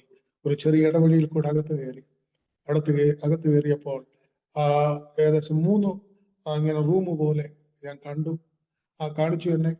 അതിൽ ഒന്ന് തുറന്നപ്പോൾ അതിനകത്ത് പച്ച വാഴക്കൊല മരുന്നിട്ട് പഴിപ്പിക്കാൻ വെച്ചേക്കാണ്. മാർക്കറ്റാണല്ലോ, പഴിപ്പിക്കാൻ വെച്ചേക്കാണ്. റൂമൊന്നുമല്ല, സ്റ്റോർ റൂമാണ്. അപ്പൊ ചെറിയൊരു ജനല്, ചെറിയൊരു വാതിൽ, ഇത് മാത്രമേ ഉള്ളൂ. അപ്പം ഞാൻ എൻ്റെ ഹൃദയത്തിന് സന്തോഷമാണ്. ഞാൻ, അങ്കിൾ എത്ര രൂപ വേണം? അവൻ പറഞ്ഞു, നീ 40 രൂപ തന്നാ മതി, 10 രൂപ ലൈറ്റിന്റെ ചാർജ്. അപ്പൊ അത് കേട്ടപ്പോൾ എനിക്ക് സന്തോഷമുണ്ടായി. അപ്പൊ ഞാൻ കർത്താവിനോട് പറഞ്ഞു, നീ കള്ളം പറയത്തില്ല, നിന്റെ വേല ഇവിടെ ചെയ്ത് എനിക്ക് ഈ മുറി ഈ സ്റ്റോർ റൂം മതി, നിന്റെ വേല സ്റ്റാർട്ട് ചെയ്യുവാൻ കർത്താവേ എന്ന് പറഞ്ഞ മനുഷ്യരോട് പറഞ്ഞു, ഞാൻ 3-ാമത്തെ ദിവസം വരും, എനിക്കിത് ഒന്ന് കാലിയാക്കിയിട്ടേക്കണമെന്ന് പറഞ്ഞു. ഓക്കെ, നീ പോയിട്ട് വരാൻ പറഞ്ഞു. അങ്ങനെയാണ് കർത്താവ് എന്നോട് പറഞ്ഞ ആ സ്ഥലത്ത് ഞാൻ വന്നു. ചെറിയ കൊച്ചു സാധനങ്ങൾ, ചെറിയൊരു സ്റ്റൗ, ചെറിയൊരു പെട്ടി, ഇതെല്ലാം കൊണ്ട് ഞാൻ അവിടെ വന്നു. അങ്ങനെ അവിടെ കർത്താവിന്റെ വേല അവിടെ ആരംഭിക്കുവാനിടയായി തീർന്നു. നമ്മുടെ മകന്റെ വിവാഹം കുറച്ച് ടെൻഷനായിരുന്നു. അപ്പോഴാണ് ഞങ്ങൾ aromamary.com-ൽ രജിസ്റ്റർ ചെയ്തത്.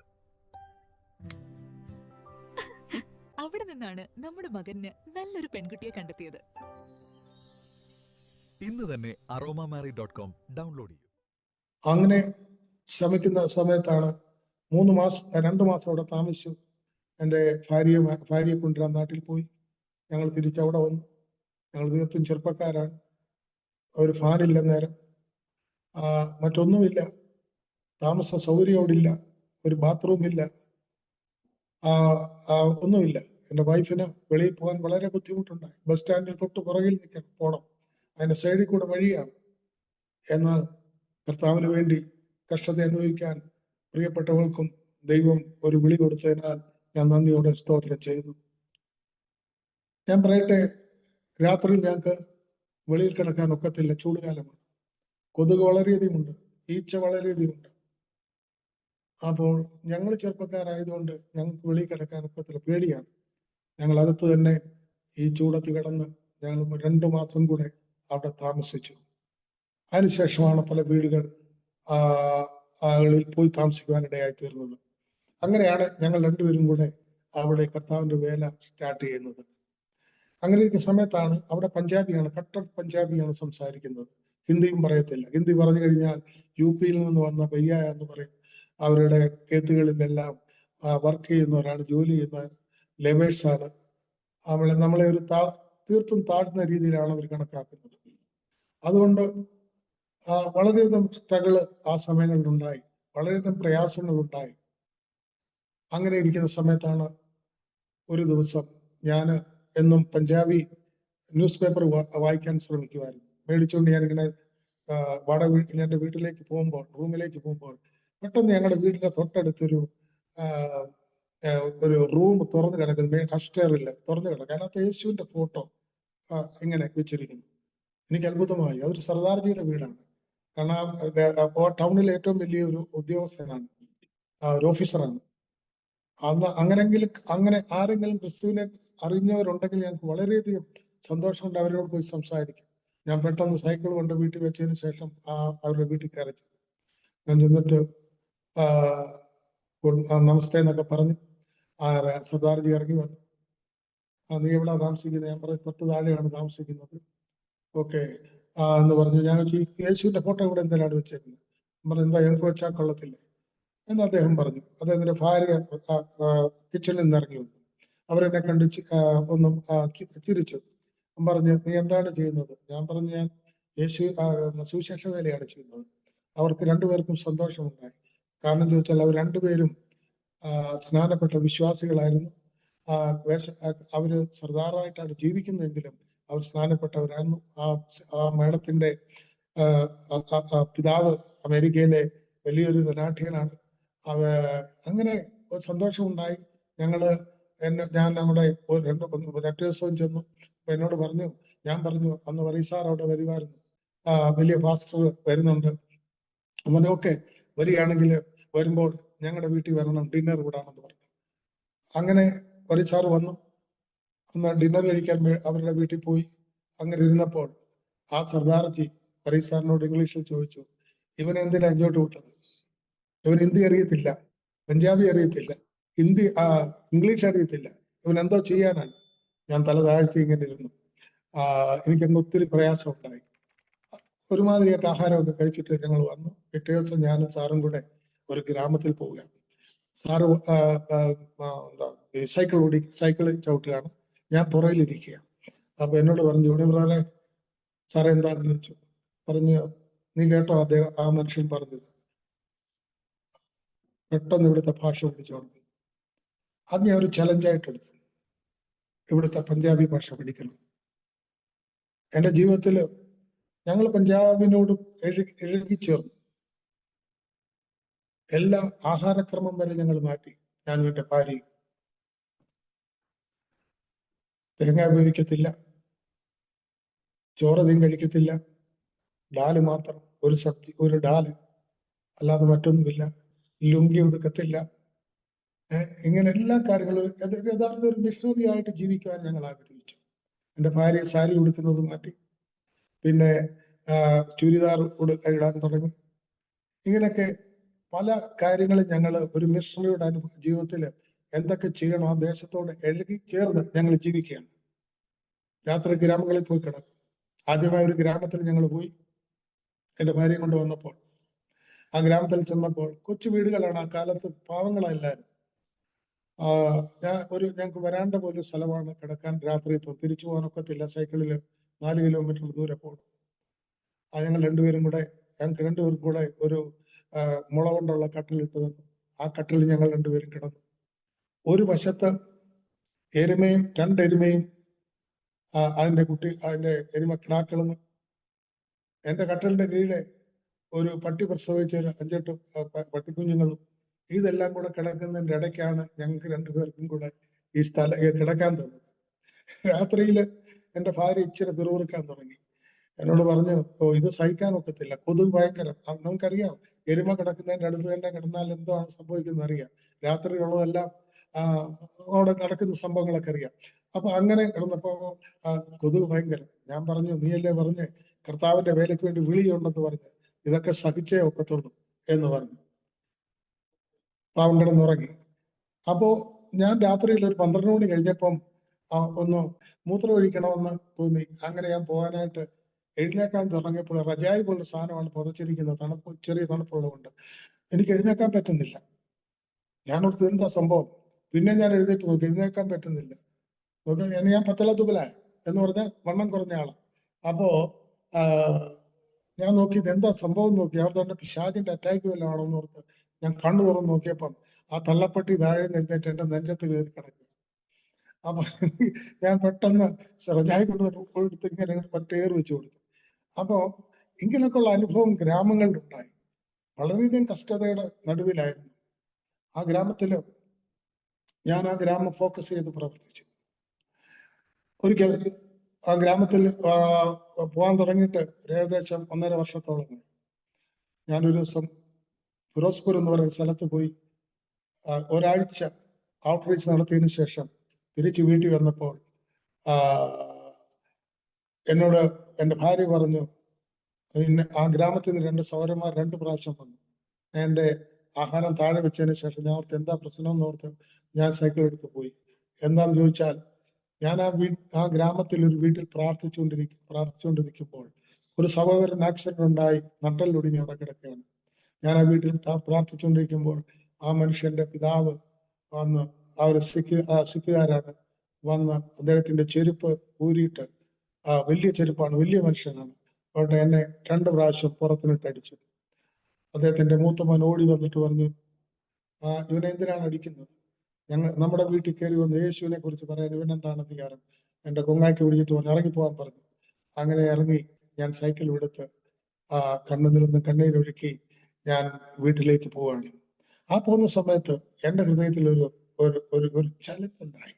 കർത്താവേ, ഇവിടെ നിനക്ക് വേണ്ടി അടികൊണ്ടു, എനിക്ക് ഇവിടെ ഒരു സഭയുണ്ടാകണം, അതെനിക്ക് സന്തോഷമായിരിക്കും കർത്താവേ എന്ന് പറഞ്ഞ് ഞാൻ വീട്ടിലേക്ക് പോവുകയാണ്. അങ്ങനെ വീട്ടിലേക്ക് പോയി. അങ്ങനെ കുറച്ച് ഏകദേശം 6 മാസം കഴിഞ്ഞ് ഞാൻ വിശ്വാസത്താലാണ് ഒരു കൺവെൻഷൻ നടത്തുവാൻ ഞാൻ ആഗ്രഹിച്ചു. ആ ഗ്രാമത്തിൽ തന്നെ ഞാൻ അവിടെ പോയി. ആ മനുഷ്യനെ കാണുമ്പോൾ എനിക്ക് പേടിയുണ്ടാകും. എന്നാൽ ഞാൻ അവിടെ ഒരു കൺവെൻഷൻ നടത്താൻ വേണ്ടി ഉള്ള കാര്യങ്ങളൊക്കെ ക്രമീകരിച്ചു. അങ്ങനെ അവിടെ ഒരു കൺവെൻഷൻ നടത്തുവാൻ ആഗ്രഹിച്ച് കൺവെൻഷൻ തുടങ്ങി. സാറും ആ കാലത്ത് അസംബ്ലി ഓഫ് ഗോഡിന്റെ സൂപ്രണ്ടന്റ് ആയിരുന്ന പാസ്റ്റർ പി ഡി ജോൺസൺ, ഇവർ രണ്ടുപേരുമാണ് അവിടെ സുവിശേഷം പറയുവാൻ കടന്നു വന്നത്. 3 ദിവസത്തെ മീറ്റിംഗ് നടന്നു. ആ 3 ദിവസത്തെ മീറ്റിംഗിൽ ദൈവം വലിയ അത്ഭുതങ്ങൾ നടത്തി. അത്ഭുതങ്ങൾ ഉണ്ടായി. അനേകർ രക്ഷയിലേക്ക് കടന്നു വന്നു. ശനിയാഴ്ച വോട്ടർ കോൾ കൊടുത്തു. ആരെങ്കിലും യേശുവിനെ സ്വീകരിക്കാൻ ആഗ്രഹിക്കുന്നെങ്കിൽ കൈവർത്താൻ പറഞ്ഞു. കൈവർത്തി അവർക്ക് വേണ്ടി പ്രാർത്ഥിച്ചു. ഞായറാഴ്ച സ്നാനത്തിന്റെ സമയമായിരുന്നു. ഞായറാഴ്ച സ്നാനപ്പെടുന്നു പറഞ്ഞ് എനിക്ക് അത്ഭുതം ഉണ്ടായി. എന്താണ് സംഭവിച്ചതെന്ന് ചോദിച്ചാൽ, ഞായറാഴ്ച രാവിലെ ഏകദേശം സ്നാനത്തിന്റെ ഒരു എന്താ പറയുന്നത്, മോട്ടർ കണ്ടത്തിൽ വെള്ളം കൊടുക്കുന്ന മോട്ടർ ഓൺ ചെയ്ത് വലിയ എന്ന് പറയുന്ന ഒരു തൊട്ടി പോലുണ്ട്, അതിനകത്താണ് സ്നാനം കൊടുക്കേണ്ടത്. അപ്പോൾ അങ്ങനെ വന്നപ്പോൾ 34 പേര് സ്നാനപ്പെടുവാൻ തയ്യാറായി വന്നു. എന്റെ ഹൃദയത്തിന് വളരെയധികം സന്തോഷമുണ്ടായി. ഞാൻ കർത്താവിനോട് പറഞ്ഞു, കർത്താവേ, ഇങ്ങനെയാണെങ്കിൽ എല്ലാ ഗ്രാമത്തിലും ഞാൻ അടികൊള്ളാൻ തയ്യാറാണ്, എന്നാൽ നിന്റെ സഭ സ്ഥാപിക്കപ്പെടണം. ഇതാണ് എൻ്റെ ജീവിതത്തിൽ അന്നുണ്ടായ തീരുമാനം. ഇവിടെ നല്ലൊരു സഭയുണ്ടായി, നല്ല അനുഗ്രഹമായിരുന്ന കൺവെൻഷൻ. ഇങ്ങനെയാണ് ഞങ്ങളുടെ വേല ആ പ്രദേശത്ത് സ്റ്റാർട്ട് ചെയ്തത്. ആ സ്ഥലത്തിന്റെ പേര് ടാണ്ട ഉടുമൂട് എന്ന് പറയും. ജലന്ധറിന് അവിടെ നിന്ന് ഏകദേശം 40 കിലോമീറ്റർ ദൂരമേ ഉള്ളൂ. ഞങ്ങൾ അവിടെ വർക്ക് ചെയ്യുവാൻ തുടങ്ങി. ഗ്രാമങ്ങൾ തോറും പോവാൻ തുടങ്ങി. കാലിലിടാൻ ബൂട്ടില്ല, അവർ വെറും ചപ്പൽ മാത്രം. ആ തണുപ്പ് കാലത്ത് തിരിച്ച് ഞാൻ ഗ്രാമത്തിൽ നിന്ന് വരത്തില്ല, ഗ്രാമത്തിൽ തന്നെ കിടക്കും. രാവിലെ വരുമ്പോൾ വളരെയധികം പ്രയാസം ഉണ്ടാകും, കാലിന് വേദന ഉണ്ടാകും, എന്താന്ന് പറയുന്നത്, തണുപ്പ് കാരണം. എന്നാൽ ഒരിക്കലും ഹൃദയത്തിലൊരു പിറുപിറുപ്പുണ്ടായിട്ടില്ല. ഒരിക്കലും ഹൃദയത്തിൽ പിറുപിറുപ്പുണ്ടായില്ല. കർത്താവെ, ഞങ്ങളെ സഹായിക്കാൻ ആരുമില്ലെങ്കിലും എൻ്റെ പിതാവ് ഞങ്ങളോട് കൂടെ ഉണ്ടല്ലോ എന്നുള്ള അത് മാത്രമാണ് ഞങ്ങളുടെ ജീവിതത്തിൽ. ഒരിക്കൽ ഞങ്ങളുടെ വീട്ടിൽ ഒരു സാക്ഷ്യം പറയാം. ഞങ്ങളുടെ വീട്ടിൽ ഞാൻ എന്നും രാവിലെ ബ്രേക്ക്ഫാസ്റ്റ് ഉണ്ടെങ്കിലും ഇല്ലെങ്കിലും കോസ്റ്റൽ പാക്കറ്റുകൾ തയ്യാർ ചെയ്ത് സൈക്കിളിൽ വെച്ചുകൊണ്ട് ഗ്രാമങ്ങളിൽ പോകും. 1 മണി കഴിയാതെ ഞാൻ വീട്ടിൽ തിരിച്ചു വരത്തില്ല. 1:30 ആകും. ഒരു ദിവസം എന്നോട് എൻ്റെ അകത്ത് ദൈവാത്മാവ് പറഞ്ഞു, അല്ലെങ്കിൽ എനിക്ക് അങ്ങനെ തോന്നി, പെട്ടെന്ന് വീട്ടിൽ പോകാൻ. ഞാൻ വീട്ടിൽ വന്നപ്പോൾ അവിടെ 3 വിരുന്നുകാരുണ്ട്. ഒന്ന് എന്നെക്കാളും സീനിയറായ ഒരു പാസ്റ്റർ, പിന്നെ ഒരു സഹോദരൻ കല്യാണം കഴിച്ച് ന്യൂലി മാരീഡാണ്. അവർ വന്നു, അവരുണ്ട്, ഞങ്ങളെ കാണാൻ വന്നതാണ്. എൻ്റെ ഹൃദയം ഇടിച്ചു. എൻ്റെ ഭാര്യ വളരെ ദുഃഖത്തിലായിരുന്നു. കാരണം ചോദിച്ചാൽ അവർക്ക് ഒന്നും ഉണ്ടാക്കി കൊടുക്കാനൊന്നും വീട്ടിലില്ല, ഒന്നുമില്ല. ഗോസ്പലൊക്കെ വിറ്റെങ്കിൽ മാത്രമേ വെജിറ്റബിൾ വാങ്ങിക്കാനോ എന്തെങ്കിലുമൊക്കെ വാങ്ങിക്കാൻ സാധിക്കത്തുള്ളൂ. സപ്പോർട്ട് കിട്ടുന്ന അന്നേരം തന്നെ വാടകയ്ക്ക് പോകും. അപ്പൊ ഇങ്ങനെ ആയിരുന്നു. എൻ്റെ ഭാര്യ എന്നോട് മുഖത്തേക്ക് നോക്കി, എന്താണ് ചെയ്യുന്നത്?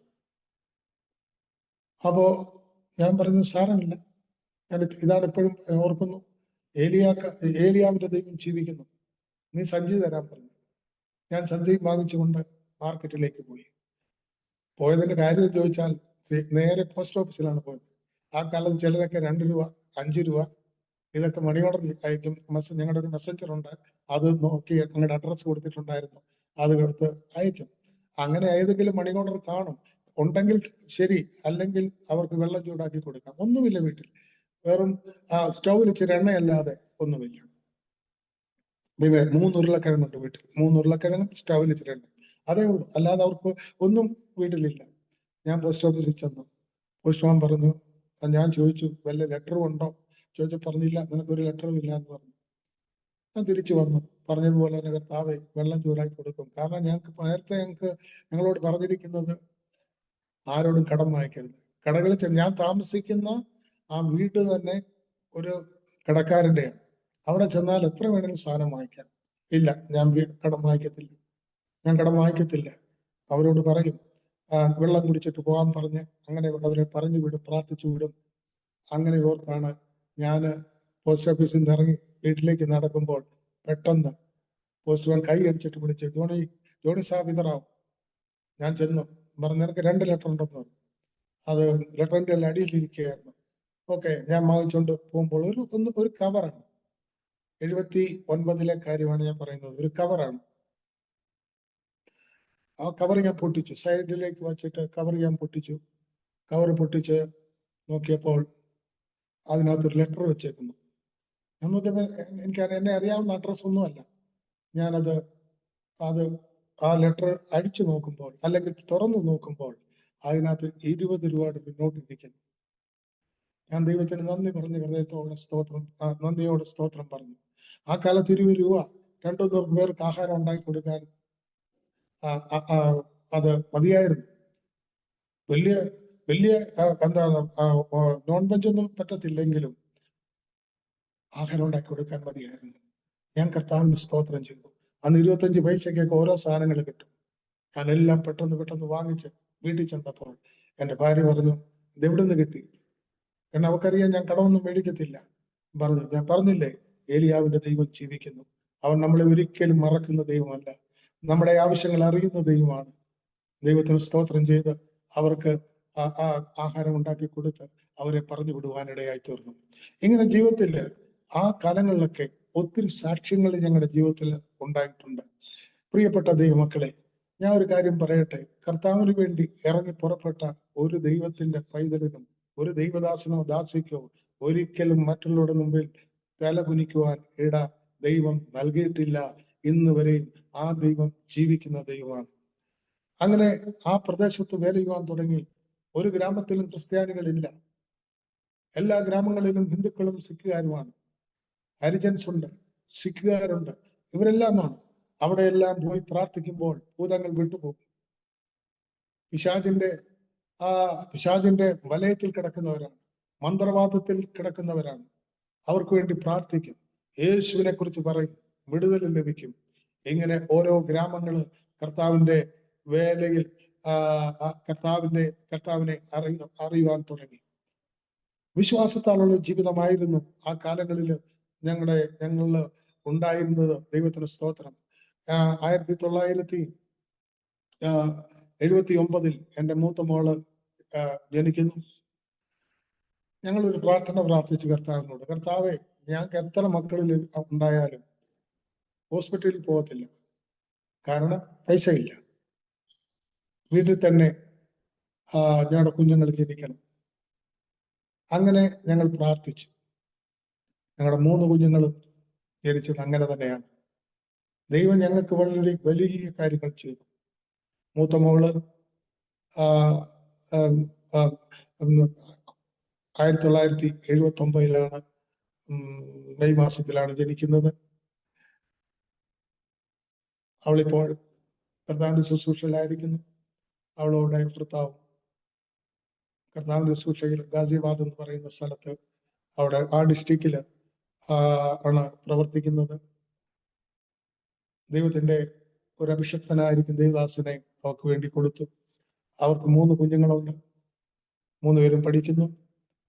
അങ്ങനെയാണ് അവര് ആ കർത്താവിന്റെ വേലയിലായിരിക്കുന്നു. സ്വന്തമായിട്ടുള്ള ഒരു മിനിസ്ട്രി ചെയ്യുന്നു. രണ്ടാമത്തെ മോളും മരുമോനും, അവർക്കൊരു മോനുണ്ട്. അവർ ഇന്ത്യ ക്യാമ്പസ് ക്രൂസൈഡില് ട്രിവാൻഡ്രത്ത് പ്രവർത്തിച്ചുകൊണ്ടിരിക്കുന്നു. അവരും സുവിശേഷ വേലയിലാണ്. 1984 ഞങ്ങൾക്കൊരു 2 പെൺമക്കൾക്ക് ചെറിയ ഒരു ആൺകുട്ടി ഉണ്ടാകുന്നത്. കർത്താവ് അവന്റെ മാതാവ് അവന് വേണ്ടി അവളുടെ ഗർഭത്തിലായിരുന്നപ്പോൾ തന്നെ ആ കയ്യിൽ വയറിൽ കൈവച്ച് എൻ്റെ ഭാര്യ പ്രാർത്ഥിക്കുവാണ്, കർത്താവേ, നീ ഒരു ആൺകുട്ടിയാണ് തരുന്നുവെങ്കിൽ ഇത് നിന്റെ വേലയ്ക്കുള്ളതാണ്, നിന്റെ വേല ചെയ്യും. അവൻ പാട്ടുപാടുന്ന ഒരു ദൈവദാസനാക്കി അവനെ തീർക്കണം എന്നൊക്കെ അവൾ പ്രാർത്ഥിക്കുമായിരുന്നു. അങ്ങനെ ദൈവത്തിന്റെ കൃപയാൽ ഞങ്ങൾക്ക് ഒരു ആൺകുഞ്ഞിനെ ലഭിച്ചു. അവന്റെ പേര് ജോഷുവ എന്നാണ്. അവൻ ഈ സമയത്ത് യൂറോപ്പിലെ കർത്താവിന്റെ വേലയിലായിരിക്കുന്നു. വളരെ അഭിഷേകത്തോടുകൂടെ കർത്താവിന്റെ വേല ചെയ്യുന്നു. അവന്റെ ഭാര്യ അവന്റെ ഭാര്യ വിദേശിയാണ്, അർമേനിയക്കാരിയാണ്.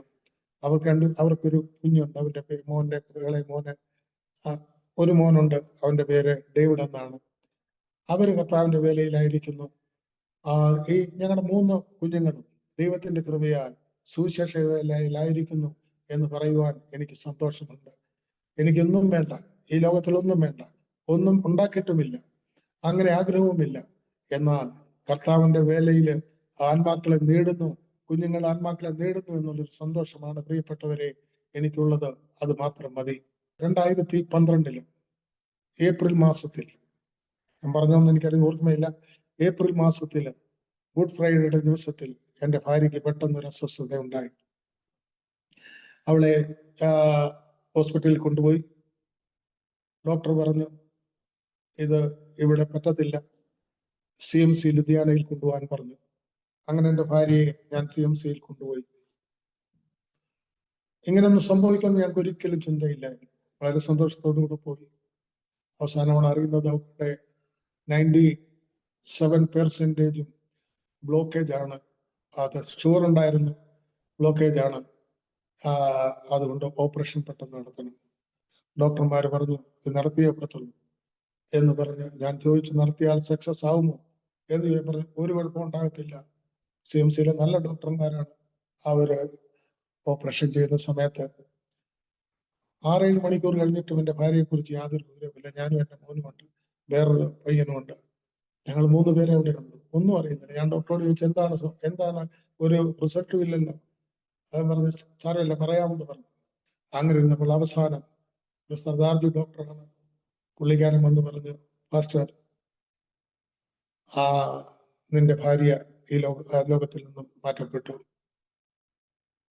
എൻ്റെ ഹൃദയത്തിന് വളരെയധികം പ്രയാസമുണ്ടായി. ആ ഓപ്പറേഷൻ കൊണ്ടുവന്ന ആ രാത്രിയിലും, ആ തലേദിവസം രാത്രിയിൽ അടുത്ത് കിടന്ന എല്ലാവരോടും അവരുടെ സുവിശേഷം പറഞ്ഞു. എന്നാൽ ദൈവത്തിന് ഇതായിരുന്നു ഇഷ്ടം. അവളെ വിളിക്കുകയും വിളിക്കുവാനിടയായി തീർന്നു. എൻ്റെ മോൻ നിന്ന് കരയുവാൻ തുടങ്ങി. ഞാൻ പറഞ്ഞു, കരയണ്ട, മമ്മി കർത്താവിന്റെ സന്നിധിയിലേക്ക് പോയി. 34 വർഷം അവൾ എന്നോട് കൂടെ ഉണ്ടായിരുന്നു. ദുഃഖം അനുഭവിച്ചു, കഷ്ടതയിൽ കൂടെ കടന്നുപോയി, പ്രയാസങ്ങൾ അവരുടെ ജീവിതത്തിൽ ഉണ്ടായി. പല ഗ്രാമങ്ങളിൽ സൈക്കിളിന്റെ പുറകിൽ ഇരുന്ന് യാത്ര ചെയ്തു.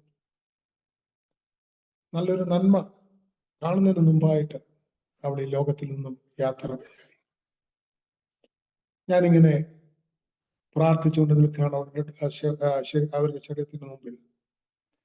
ആരും ഞങ്ങളുടെ അടുത്തില്ല, ഞാനും എൻ്റെ മകനും മാത്രം. പ്രാർത്ഥിച്ചുകൊണ്ടിരിക്കുമ്പോൾ ആരോ വന്ന് എൻ്റെ തോളിൽ കൈവച്ചു. ഞാൻ തിരിഞ്ഞു നോക്കിയപ്പോൾ ആരുമില്ല. പിന്നെയും ആരോ വന്ന് എൻ്റെ തോളിൽ കൈവച്ചു, ആരുമില്ല. ഞാൻ പിന്നെയും കണ്ണടച്ച് പ്രാർത്ഥിക്കുകയാണ്. പിന്നെയും 3-ാമത്തെ പ്രാവശ്യവും എൻ്റെ തോളിൽ കൈ അമർന്നു, നല്ലവണ്ണം അമർത്തി. ഞാൻ തിരിഞ്ഞു നോക്കിയപ്പോൾ ആരും അവിടെ ഇല്ല. എനിക്ക് മനസ്സിലായി, എൻ്റെ ഈ ദുഃഖത്തിന്റെ സമയത്ത് എന്നെ ആശ്വസിപ്പിക്കുവാൻ ആരുമില്ല. എൻ്റെ കർത്താവ് എൻ്റെ അടുത്തേക്ക് കടന്നു വന്ന് എന്നെ ആശ്വസിപ്പിക്കുകയായിരുന്നു. കരഞ്ഞുകൊണ്ട് നിന്ന് എൻ്റെ കണ്ണുനീര് ആ സമയത്ത് പറ്റി. എൻ്റെ മോള് കേരളത്തിൽ നിന്ന് വരണമായിരുന്നു. മോർച്ചറിയിൽ അവളുടെ ശരീരം വെച്ചു, ഭാര്യയുടെ ശരീരം വെച്ചു. ഞാൻ വീട്ടിൽ പോയി പട്ടാൻകോട്ട് ചെന്നു. സൗരന്മാർ ചോദിച്ചു, ഇന്ന് നാളെ ഈസ്റ്ററാണ്, എങ്ങനെയാണ് നമ്മുടെ പ്രോഗ്രാം, ആരാണ് പ്രസംഗിക്കുന്നത് എന്നൊക്കെ ചോദിച്ചു. ഞാൻ പറഞ്ഞു, ഞാൻ പ്രസംഗിക്കും. നീ പാസ്റ്റർ എങ്ങനെ പ്രസംഗിക്കും? ആന്റിയുടെ ഡെഡ് ബോഡി മോർച്ചറിയിലാണല്ലോ, എങ്ങനെ പ്രസംഗിക്കും? അല്ല, എന്നോടുകൂടെ എൻ്റെ കർത്താവുണ്ട്. ആന്റി പോയി കർത്താവിന്റെ സന്നിധിയിൽ എന്നോട് കൂടെ എൻ്റെ കർത്താവുണ്ട്. ഞാൻ അന്ന് ആ ഞായറാഴ്ച 1 മണിക്കൂറോളം ശക്തമായി ദൈവവചനം ശുശ്രൂഷിച്ചു. ഞാൻ പറഞ്ഞതിന്റെ കാര്യം എന്ന് ചോദിച്ചാൽ, നമ്മളെ ഈ ലോകത്തിലുള്ള നമ്മളെ വിട്ട് എല്ലാവരും പോകും. ആരും സ്ഥിരമല്ല. എന്നാൽ നമ്മളെ വിട്ടുപിരിയാത്ത ഒരു കർത്താവ് ഉണ്ട് എന്ന് എനിക്ക് വിശ്വാസം ഉണ്ടായതുകൊണ്ട് എൻ്റെ കണ്ണിൽ നിന്നും കണ്ണുനീര് പിന്നെ വന്നിട്ടില്ല. ദൈവത്തിന് സ്തോത്രം. പ്രിയപ്പെട്ട ദൈവമക്കളെ, ഞാൻ പറയട്ടെ, ഞങ്ങളുടെ ജീവിതത്തിൽ ഇത്രത്തോളം ദൈവം ഞങ്ങളെ നടത്തി. അവൻ ഞങ്ങൾക്ക് എബനേസറായിരുന്നു. ദൈവത്തിന് സ്തോത്രം. ഞങ്ങളുടെ ജീവിതത്തിൽ ഞാൻ ഈ ടീമിൽ കടന്നു വരുമ്പോൾ ഒന്നുമില്ലാത്തവനായിരുന്നു. ഒന്നും എൻ്റെ കയ്യിലില്ലായിരുന്നു. എന്നാൽ ഇന്ന് കർത്താവിന്റെ ദാസൻ പി ജി വർഗീസ് അദ്ദേഹത്തിന്റെ കുടുംബവും അതിന്റെ വിശ്വാസം കണ്ടുകൊണ്ട് ഇന്ന് വരെ, ഈ സമയം വരെ ആ വിശ്വാസത്തിൽ നിലനിൽക്കുവാൻ ദൈവം എന്നെ സഹായിച്ചു. ഞാൻ പറയട്ടെ, ഞങ്ങളുടെ ദുഃഖത്തിന്റെ സമയത്തും കഷ്ടതയുടെ സമയത്തും ആവശ്യങ്ങളുടെ സമയത്തും ആ കുടുംബം ഞങ്ങളെ വളരെ താങ്ങുകയും ഞങ്ങളെ ആശ്വസിപ്പിക്കുകയും ചെയ്യും. പ്രത്യേകിച്ച് പ്രിയപ്പെട്ട അമ്മാമ ഞങ്ങളെ ആശ്വസിപ്പിക്കുകയും ചെയ്തു. പല വിധത്തിലും ഞങ്ങളെ ഹെൽപ്പ് ചെയ്യുവാനിടയായി തീർന്നു. കുഞ്ഞുങ്ങളുടെ വിദ്യാഭ്യാസത്തിനാണെങ്കിലും പല കാര്യങ്ങൾക്കാണെങ്കിലും ഞങ്ങളെ ഹെൽപ്പ് ചെയ്യുവാനിടയായി തീർന്നു. ഞാൻ പറയട്ടെ, നമ്മുടെ കർത്താവ് എന്നും ജീവിക്കുന്നു.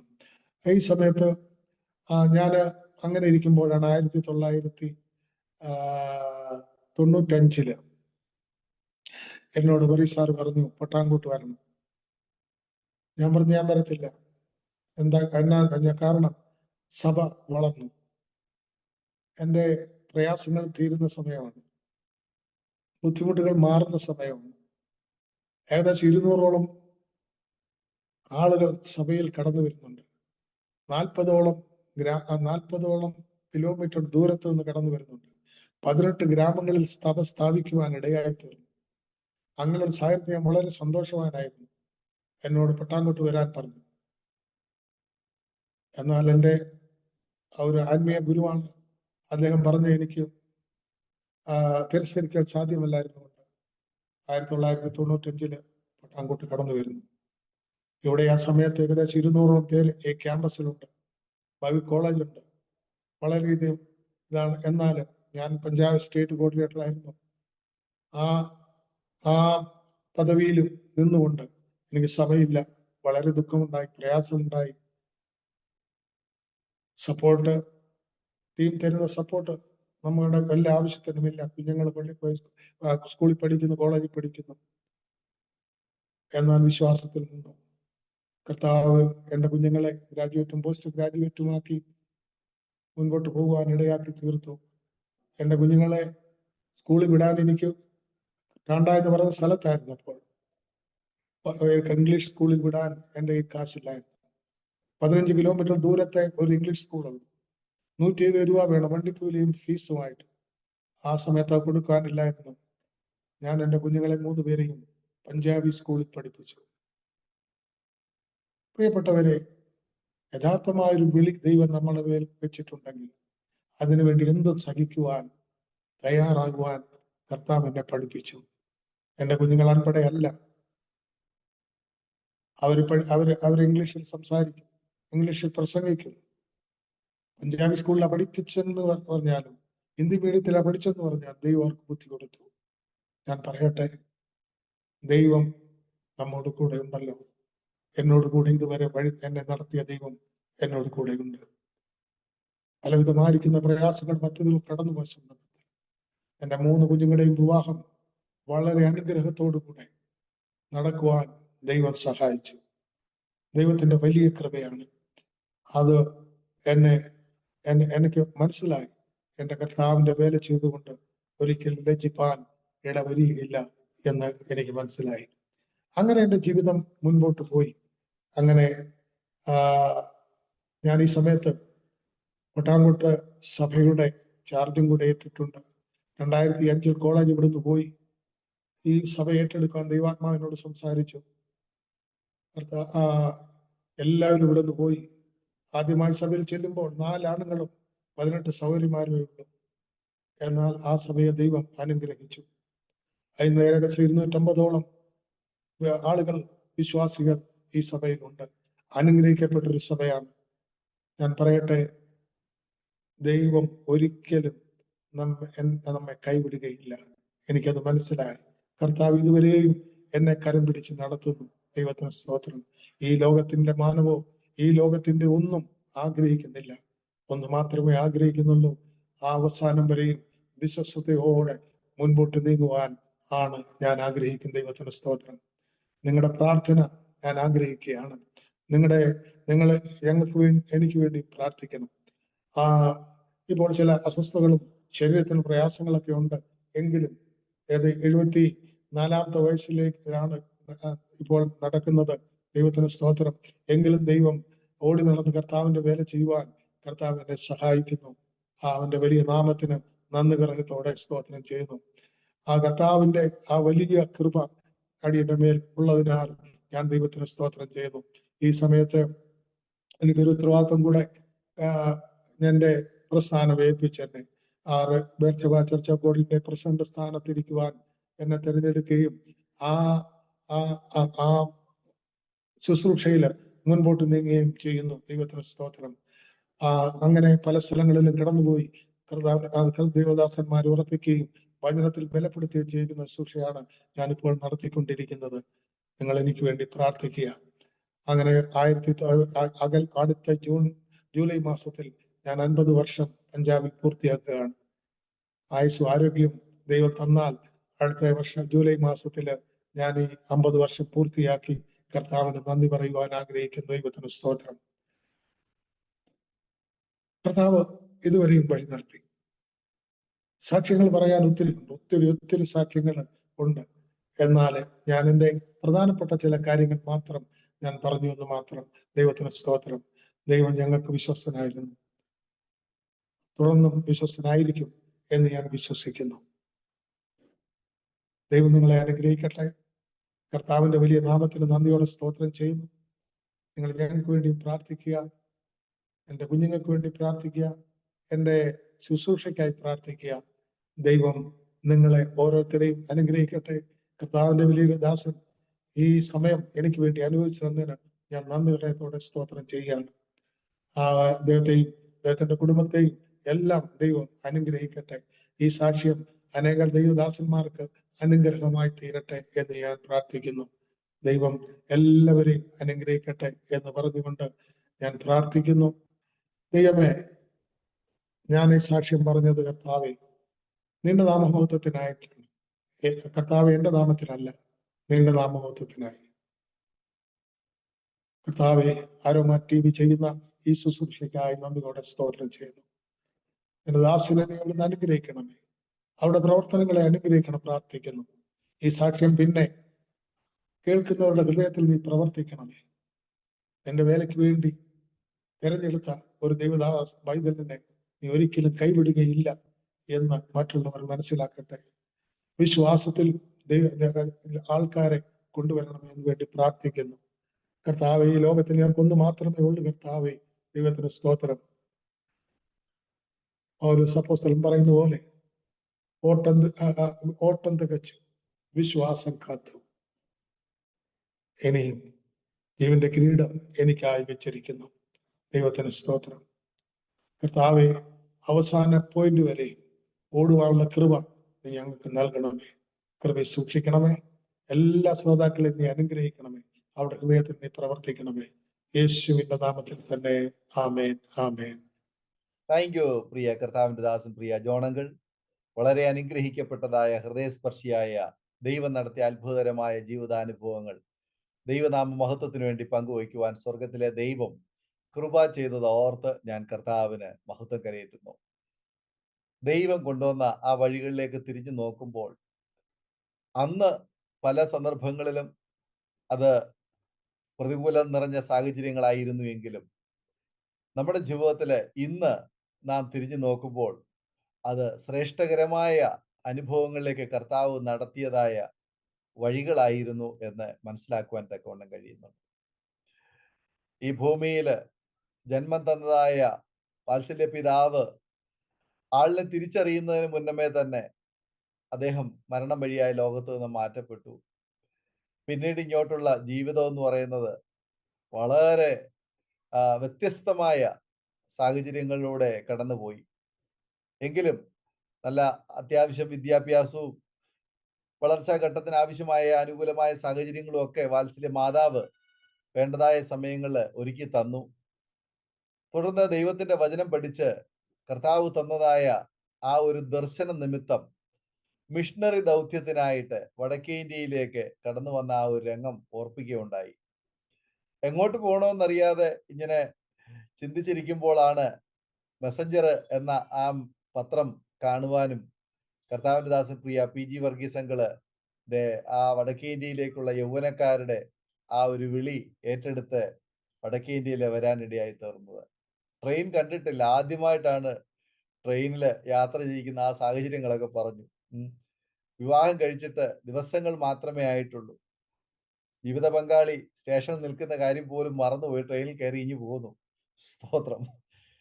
എന്നാൽ ദൈവം മറക്കുന്നവനല്ല, ദൈവം ആരും മറക്കുന്നവനല്ല.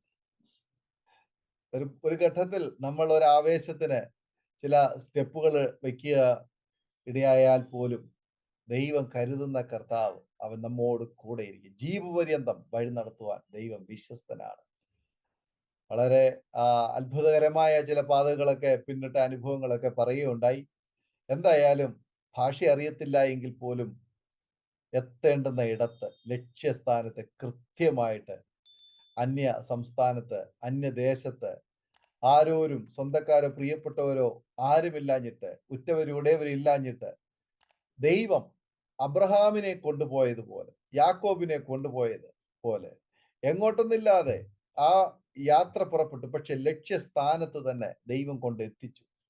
സ്തോത്രം. അങ്കിളുടെ ഈ സാക്ഷിയൊക്കെ പറയുമ്പോൾ ഞാൻ എൻ്റെ ജീവിതത്തിലൂടെ ഒന്ന് സഞ്ചരിക്കുകയായിരുന്നു. ഒരു ഘട്ടത്തിൽ ഇതുപോലെയുള്ള ചില അനുഭവങ്ങളിലൂടെ ഞാനും എൻ്റെ ചെറുപ്രായത്തിലെ കർത്താവിന്റെ മഹത്വമുള്ള വേലയുള്ള ബത്തിൽ ഇറങ്ങി തിരിച്ച സമയത്ത് ഞാൻ പോയത് ഒറീസയിലേക്കും രാജസ്ഥാനിലേക്കും ഒക്കെ ആയിരുന്നു. ആ സന്ദർഭവും ഞാൻ ഓർക്കുകയുണ്ടായി. സ്തോത്രം. എങ്കിലും ദൈവം വിശ്വസ്തന.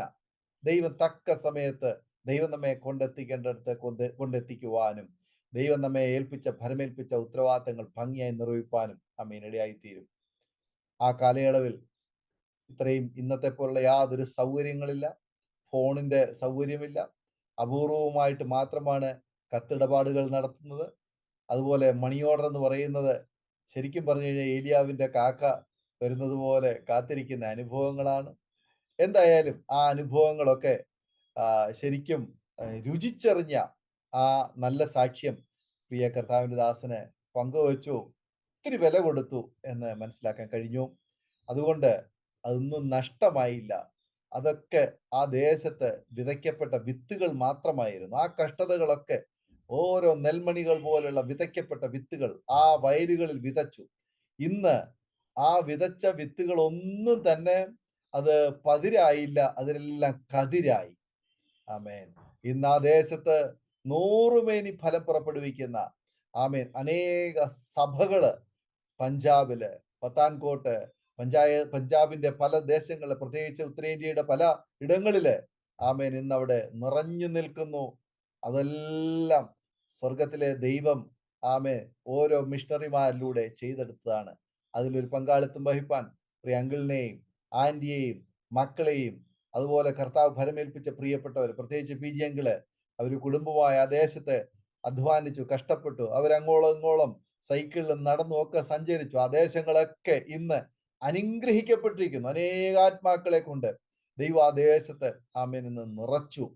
ആമേൻ. കർത്താവിന്റെ കാഹളനാദം കേൾക്കുമ്പോൾ വലിയൊരു കൂട്ടം ജനം ഉത്തര ഭാരതത്തിൽ നിന്ന് കർത്താവിനെ എതിരേൽപ്പാൻ ആമേൻ വാനമേഘങ്ങളിലേക്ക് എടുത്തു കൊള്ളപ്പെടുന്ന നിമിഷം നമുക്കും സന്തോഷിപ്പാൻ തക്കവണ്ണം കഴിയും. സാരമില്ല, കഴിഞ്ഞ നാളുകളിലെ കടന്നുപോയ വേദനയുടെ അനുഭവങ്ങളൊക്കെ ആമേൻ സന്തോഷകരമാക്കി കർത്താവ് തീർത്തുകൊണ്ടിരിക്കുന്നല്ലോ. പിന്നെയും പ്രിയ അങ്കിളിനെ കർത്താവ് അനുഗ്രഹിക്കട്ടെ. സൗഖ്യത്തോടെ, ആരോഗ്യത്തോടെ, ദീർഘായുസോടെ കർത്താവിന് വേണ്ടി ഇനിയും മുന്നോട്ട് യാത്ര ചെയ്യുവാൻ ആ കാലേബിനെ പോലെ കർത്താവ് ബലപ്പെടുത്തട്ടെ എന്ന് ഞങ്ങൾ പ്രാർത്ഥിക്കുന്നു.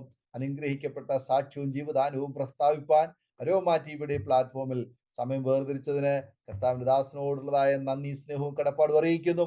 കർത്താവ് ധാരാളമായി അനുഗ്രഹിക്കുമാറാകട്ടെ. പ്രേക്ഷകരെ, ഈ സാക്ഷ്യം നിങ്ങൾക്കും ഒരു വേറിട്ട അനുഭവമായി തീർന്നു നിങ്ങൾ വിശ്വസിക്കുകയാണ്. തീർച്ചയായിട്ടും നിങ്ങളുടെ പ്രിയപ്പെട്ടവർക്ക്, സുഹൃത്തുക്കൾക്ക് നിങ്ങൾ ഷെയർ ചെയ്ത് കൊടുക്കണം. നിങ്ങളുടെ വിലയേറിയ അഭിപ്രായങ്ങളും നിർദ്ദേശങ്ങളും കമന്റ് ബോക്സിൽ രേഖപ്പെടുത്തണം. ഒരു പ്രാർത്ഥനാ വിഷയമുണ്ട് ഞങ്ങളുമായി പങ്കുവയ്ക്കാൻ ആഗ്രഹിക്കുന്നുവെങ്കിൽ, കൂടുതൽ കാര്യങ്ങൾ അറിയുവാൻ ആഗ്രഹിക്കുന്നുവെങ്കിൽ, സ്ക്രീനിൽ കാണുന്ന വാട്സപ്പ് നമ്പറിൽ ഞങ്ങളെ അറിയിക്കൂ. ഞങ്ങൾ നിങ്ങൾക്ക് വേണ്ടി പ്രാർത്ഥിക്കുകയും മറുപടി തരികയും ചെയ്യുന്നതായിരിക്കും.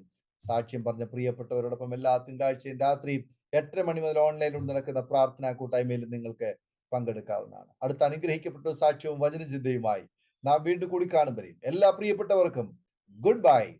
God bless you all. ആമേൻ. ആമേൻ. നമ്മുടെ മകന്റെ വിവാഹം കുറച്ച് ടെൻഷനായിരുന്നു. അപ്പോഴാണ് ഞങ്ങൾ aromamary.com-ൽ രജിസ്റ്റർ ചെയ്തത്. അവിടെ നിന്നാണ് നമ്മുടെ മകന് നല്ലൊരു പെൺകുട്ടിയെ കണ്ടെത്തിയത്. ഇന്ന് തന്നെ aromamary.com ഡൗൺലോഡ് ചെയ്യൂ.